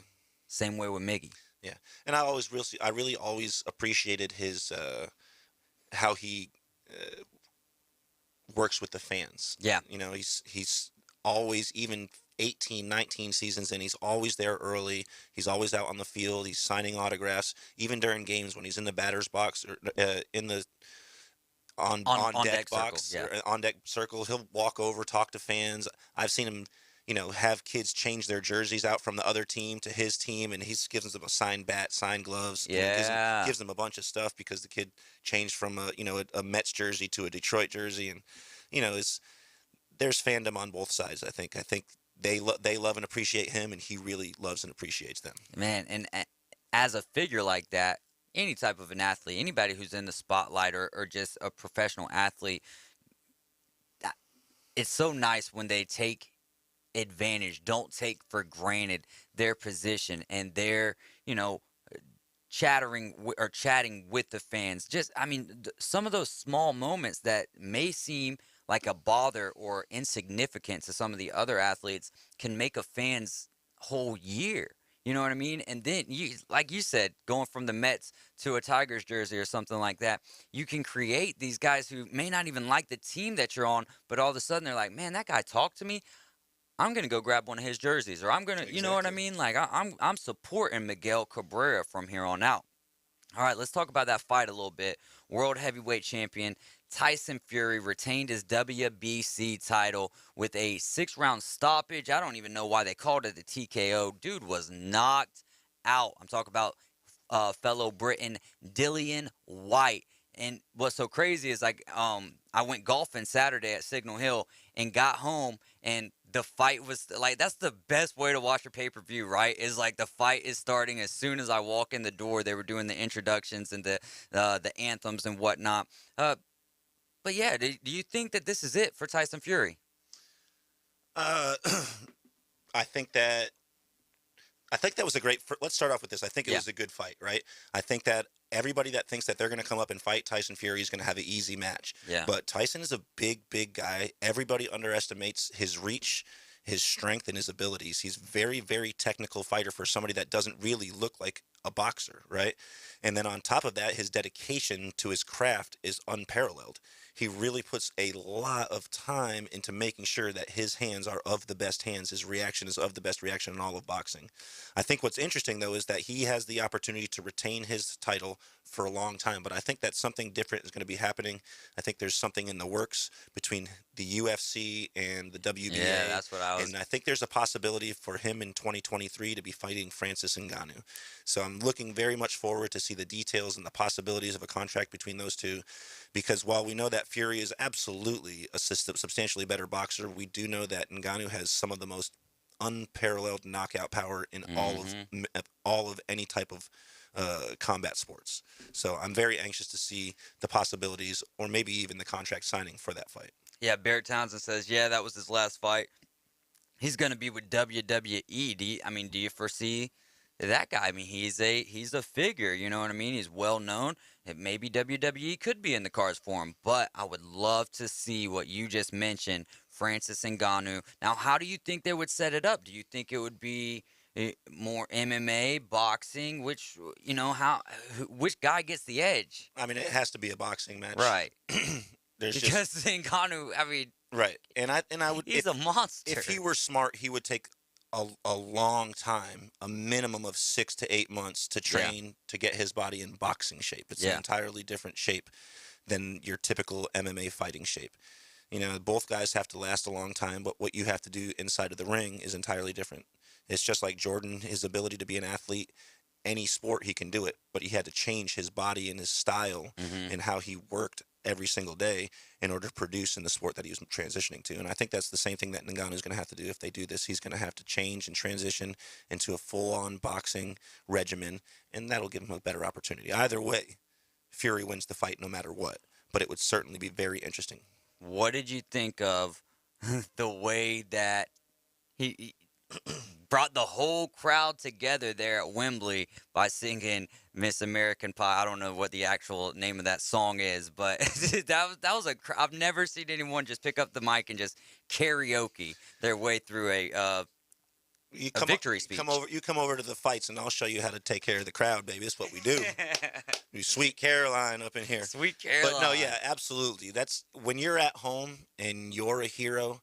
He could have sang anything and they would have joined in on him. Yeah. It was just a cool experience to be able to watch. I've never seen anything like that before, and my jaw was like kind of dropping the whole time. Right. I'm like, because you expect him to say something, and then all of a sudden he's like, I got more than a few words for you. He just starts singing the song. I'm like, okay, that's good stuff. And this is good stuff too. You're listening to the Afternoon Underdogs 104.3 ESPN Northwest Florida. When we get back, we're gonna get on some on this day Major League Baseball style NBA playoffs and also news with Coach Hudson and the Mosley Dolphins baseball squad. 104.3 ESPN Northwest Florida presents Wrestling Against Cancer number 7. In the main event, Chief Little Bear versus Kelly Man. Plus, exciting women's wrestling Saturday, April 30th at the Bay County Fairgrounds. Doors open at 5:30, bell time 6:30. Tickets $12. Ages 6 to 10 only $10. 5 and under free. Proceeds benefit mostly high school student Kendall Susie. We'll sell you the whole seat, but you'll only need the edge.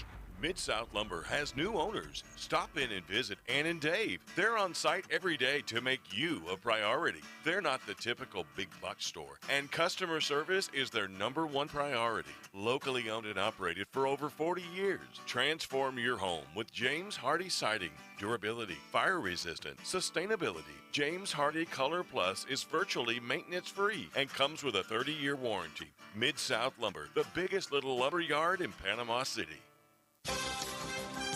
Hi, I'm Bobby Likas with today's Car Clinic Minute. Show a white flag and surrender to foe. Wave a racing green and everything's go. Throw refs yellow and it's no, no, no. But I'll give you the what's up of a red flag when we come back. The Car Clinic Minute. It's Bobby Likas Car Clinic, brought to you locally by Hewitt Tire and Auto. Call 850-769-7323. Your certified AAA service center and hometown towing. Visit them online at HewittTire.com. On Airport Road in Panama City. That's 850-769-7323. Hewitt Tire and Auto Center and hometown towing.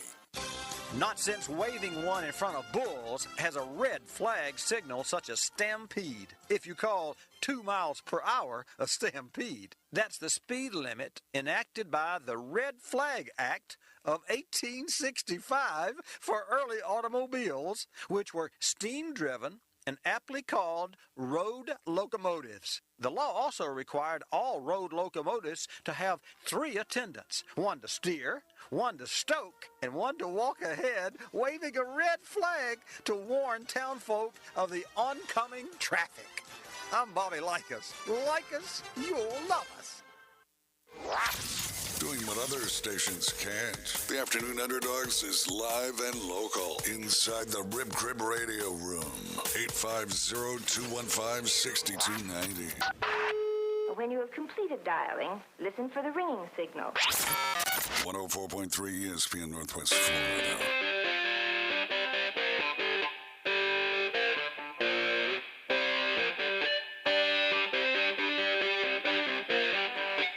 Couple of texts coming through. You're riding with the Afternoon Underdogs. I'm David Hayes, along with Boston Sam. You're listening to 104.3 ESPN Northwest Florida. I know Greeny, if I was producing his show, he would be all over me like he is with his producer about not knowing songs. It was Miss American Pie by Don McLean. Thanks for that. Chicken Wing Paul, Caveman Rick actually responded to that on Facebook as well.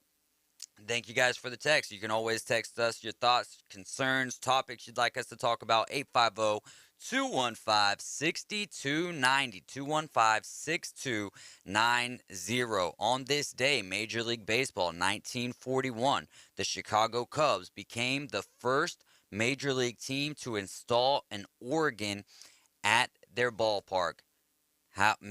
Where would we be without the organs at baseball games, man? It's kind of how you are in the ring down at the beach, right? It just creates the vibe for the game. Where would the organ be without Major League Baseball? In churches. Come on, man. Let's get serious. In churches. Those are the 32 most important organs in all of the world. That's a good point. I'm with you. That's how much I'm with you, is that it really is that big of a part of the game. Yeah. And it really does. It's a portion of what symbolizes baseball. It's so crazy that they've stood the test of time in an era where they don't have to have an organ. Right. They can just have technology. sounds. Yeah. Technology takes over everything just about nowadays, and that's one of the things that baseball keeps pure.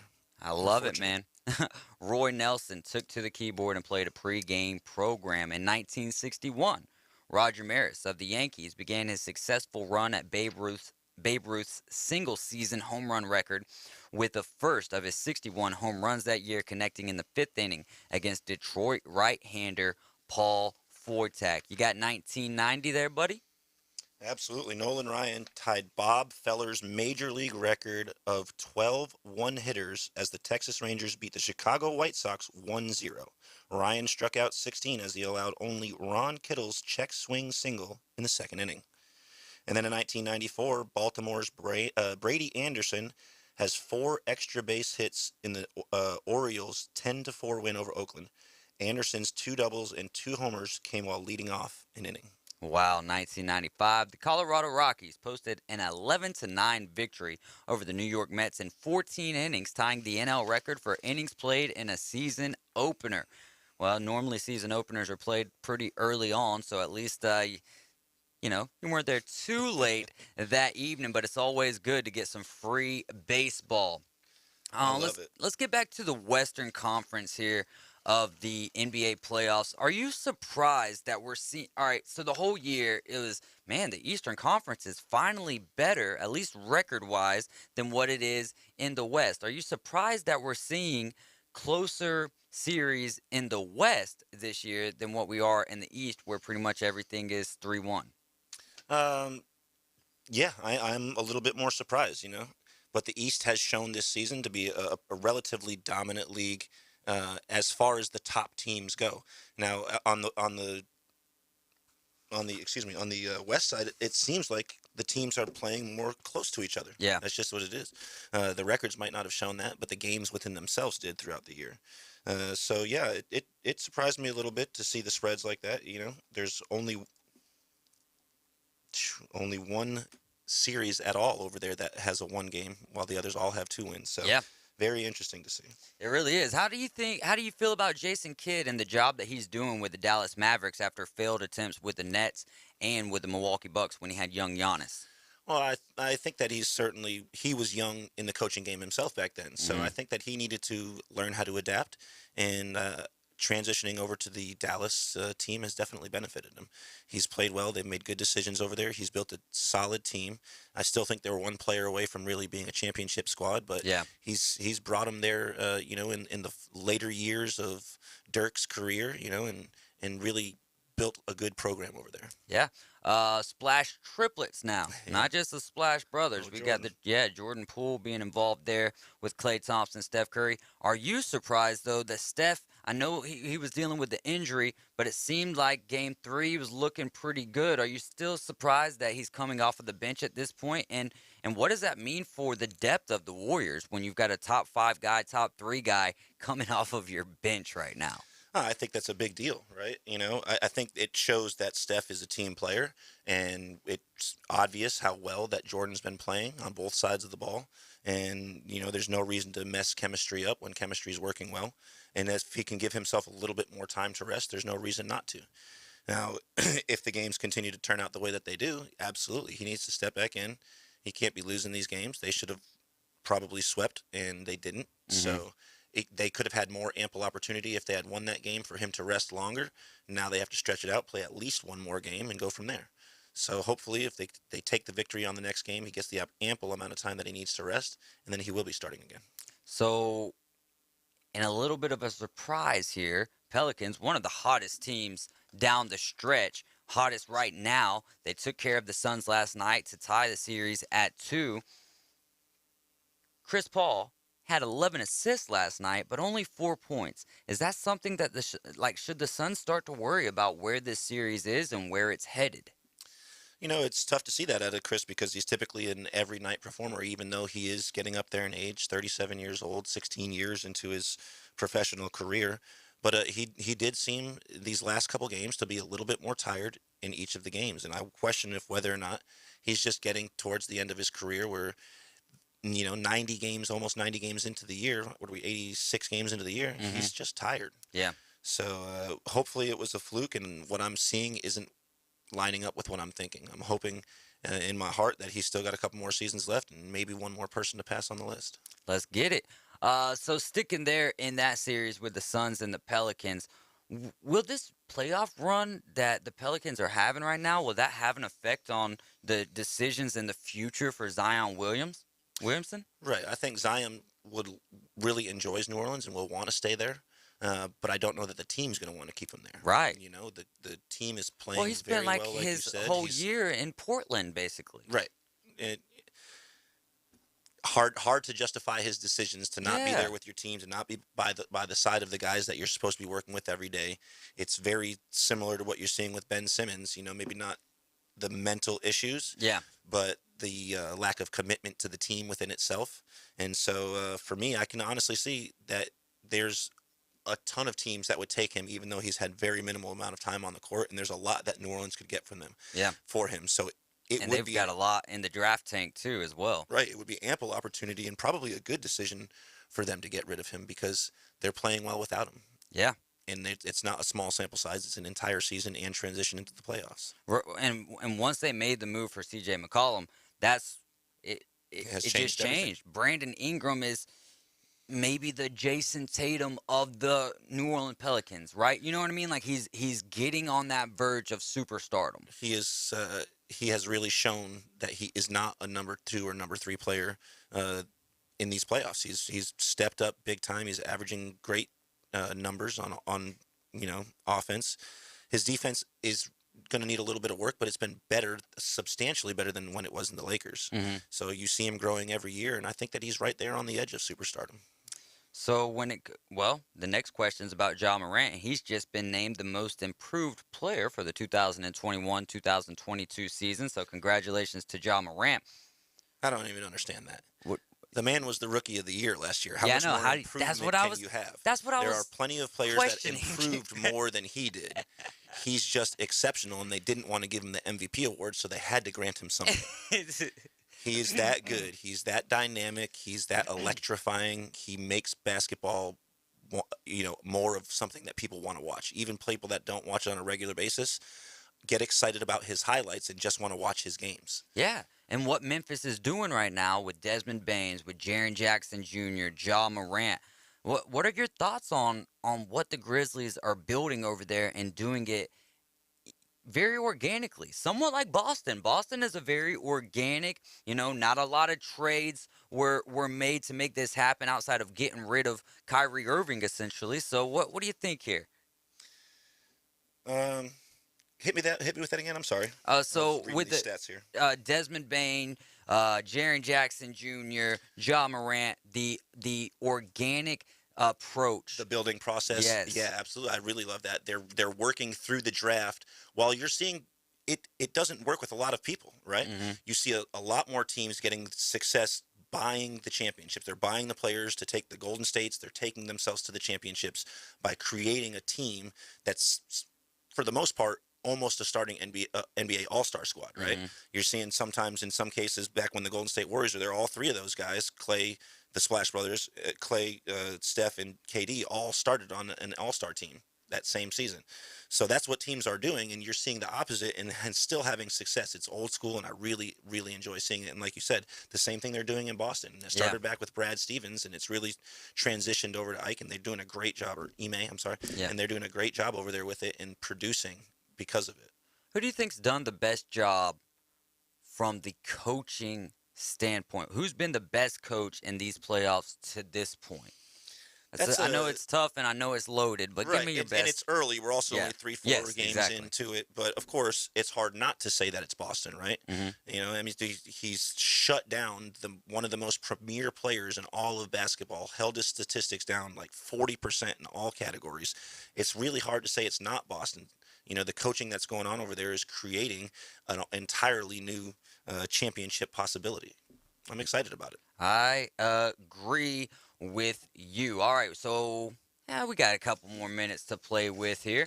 For me, I guess in the coaching department, it would either have to be Udoka or Spoelstra, man, because that one's tough for me because I think that what he's done with the lineup, the changes that he's made, it's proven to work. But then we're talking about a team that doesn't have a second fiddle, not even close to a second fiddle in the Atlanta Hawks, right? So how much are we really seeing from the Miami Heat, or is it because they're stacked up, or their opponent is a lesser team? Right. I think that their opponent is definitely weaker overall in general. Mhm. But it doesn't take away from what Eric Spoelstra's done. He's created probably the deepest team that's in the playoffs right now. He's brought these kids together. He's convinced the guys that are coming off the bench that they're just as important as the guys that are starting, and you're seeing the three-point shooting and the Tyler Heroes 6 Man of the Year thing going on. You see these guys really buying into his philosophy. Yeah. Thank you. Warriors Nuggets. Do the Nuggets have a chance to come back in that series?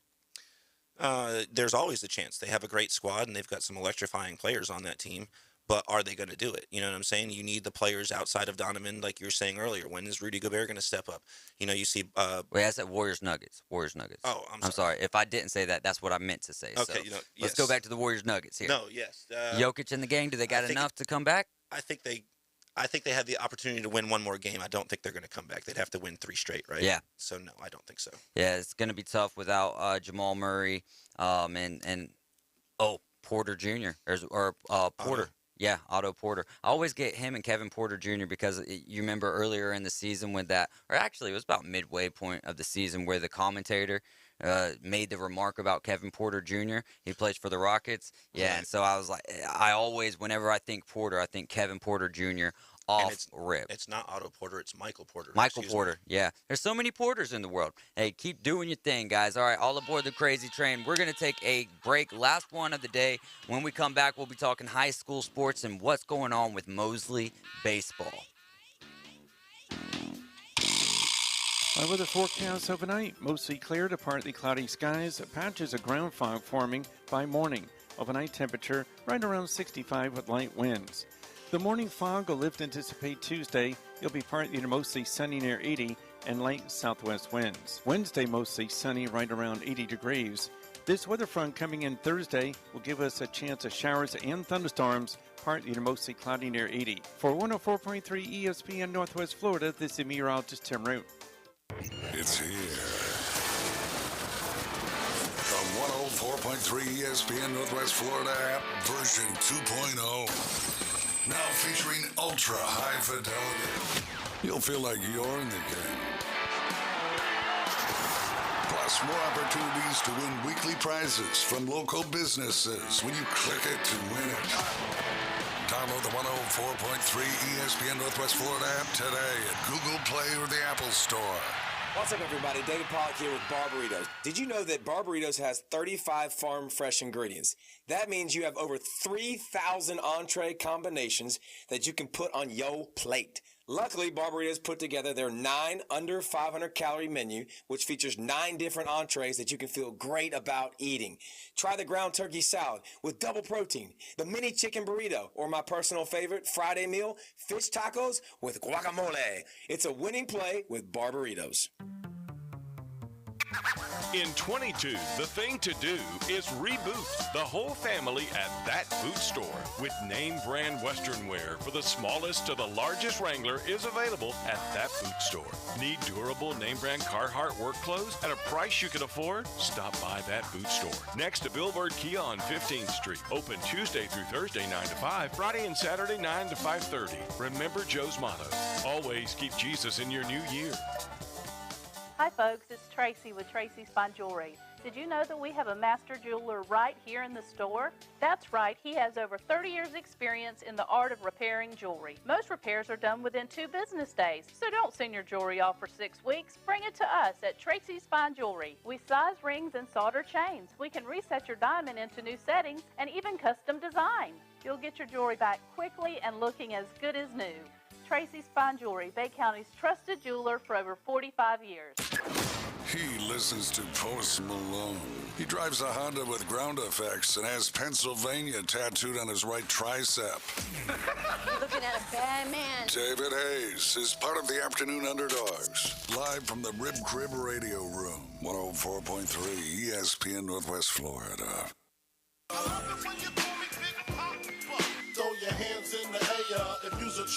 In honor of our guy, Old School, you're riding with the Afternoon Underdogs. I'm David Hayes. It's Boston Tim in the building for the final segment of the day. We'll get into the high school spotlight. Big news of the day was Coach John Hudson, head coach for Mosley Baseball, is They're going to be searching for a new baseball coach. Here in the article that I'm reading from mypanhandle.com is, we wish Coach Hudson nothing but the best of his endeavors. I'm not really sure, is he resigning? Is he fired? This all kind of happened in the middle of the afternoon today, so we'll see how the rest of the season plays out for them and who they bring in to be the next head coach. But Professor Plum wanted to know about the Mosley baseball coach. It seems odd he would step down after his success. Was he forced to resign? The success he's speaking about, if you guys don't know, is he won the state championship, 5A state championship last year with the Mosley Dolphins. I don't know if he was forced to resign, and it does seem odd, Professor Plum. It seems incredibly odd that after such a great success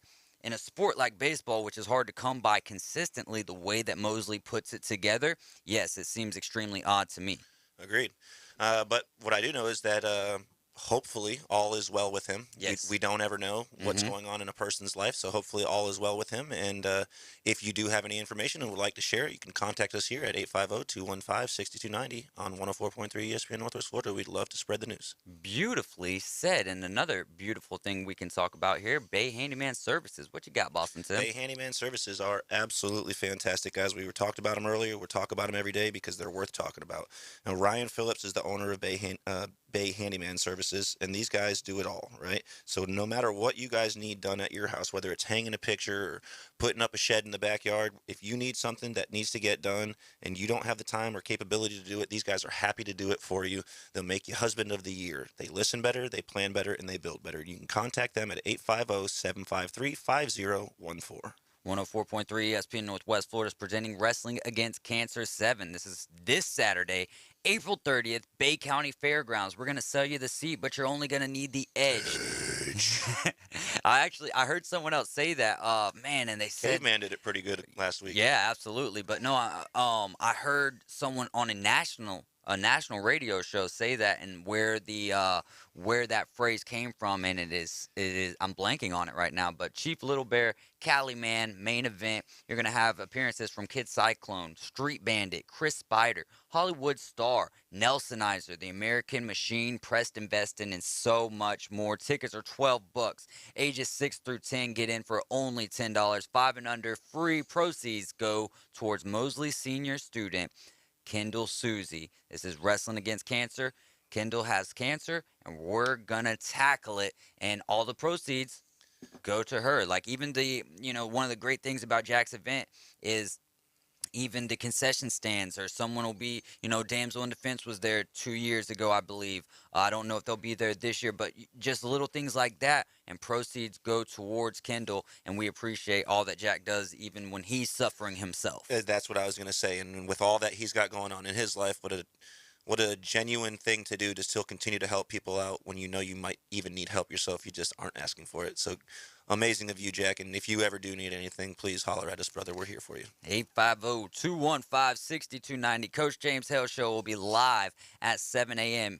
Friday, high school baseball. Bozeman shuts out South Walton 4-0. Port St. Joe takes down Bay 5-1. Cottondale over Freeport 7-3. Niceville and Choctaw have a little bit of a double dip. Niceville gets the better of both games, 7-1 in the first, 5-4 in the second. You got high school softball. High school softball looked pretty good on Friday also, guys. We had Mosley going into Sneeds and beating them 14-10 in a high-scoring game. We had Catondelay, putting up 18 runs with a shellacking over Malone, who only scored one. Ponce de Leon hosted Bay and beat them 13-3. Graceville went into Freeport, got a victory 4-1. Fort Walton Beach went over to Arnold and lost 7-5. We had Bethlehem hosting Destin. They beat them 11-3. And I don't have a score on the final game, unfortunately. Yeah. Holmes went to Chile, Charles, and they had 3 scores. Holmes went to Chili's and got some burgers. Hey, go over there and get some of that Chili's. Pretty good. Hey, in JUCO baseball, we had Coach Tyler Younger, who's the head coach of Gulf Coast State College's baseball team, and they beat Chipola, man. They're not going to be in the postseason this year, but that was a big win. Chipola was on a big win streak. Gulf Coast gets the better of them 5-3. Northwest Florida takes down Tallahassee 6-4. And JUCO softball, Pensacola all over Tallahassee 6-4. And Gulf Coast takes down Chattahoochee Valley 8-2. You got some Saturday scores, Boston Tim? Yeah, I was going back over real quick just to check the Holmes-Childs game. Childs won 9-3 in that game. Ooh. Sorry about that, guys. And that was JUCO softball? Yeah, JUCO softball for Saturday. Absolutely. Or baseball. It's baseball. Okay, excuse me. Yeah, Gulf Coast went over to Chipola, and they lost 9-5. And Northwest Florida lost 1-6 against Tallahassee. And JUCO softball, another doubleheader here in Northwest Florida over Chipola, 8-5. Chipola gets the better of them in the second set, 3-1. High school baseball, Sneads hosted Seminole County and beat them 9-2. How about this for a doubleheader? Vernon just consistently over Malone, 23-2 in the first and 25-5 in the second. What do we call those? Old schoolins. Old schoolins. We call those old schoolins. And Pace and Weewall, I'm not sure if this is the correct score here, but I have 0-0 provided for this one. And then Sunday, JUCO softball. Pensacola hosted Tallahassee and shut them out 8-0 in the first game in a doubleheader, and in the second game they beat them 10-8, winning both games by 8 runs. There you go, man. Schwarber. Do you think that the reaction last night from Schwarber was warranted or over the line? I'm going with somewhat warranted. Where are you at on the situation? That's it's over the line. The reaction is warranted, just not from a player. Yeah. That's the manager's job. You do your job, allow him to do his. 850-215-6290. We'll be back tomorrow at 4 in the afternoon. Braves are off today, then a 3-game series at Truist against the Chicago Cubs, man. Really needing some production here. It's home run or bust for the Braves, you know, and that's kind of becoming baseball in general. What are they hitting, like 231 across baseball right now? That's not good. Let's fix that. Let's start hitting the ball. I would like to ask you, if we had the time, if banning the shift would affect that. I really don't think that banning the shift would affect that very much from some of the studies that they've done in AA baseball. 850 or 104.3 ESPN Northwest Florida. We are out for today. We'll be back tomorrow at 4. Coach James Hale live at 7 a.m.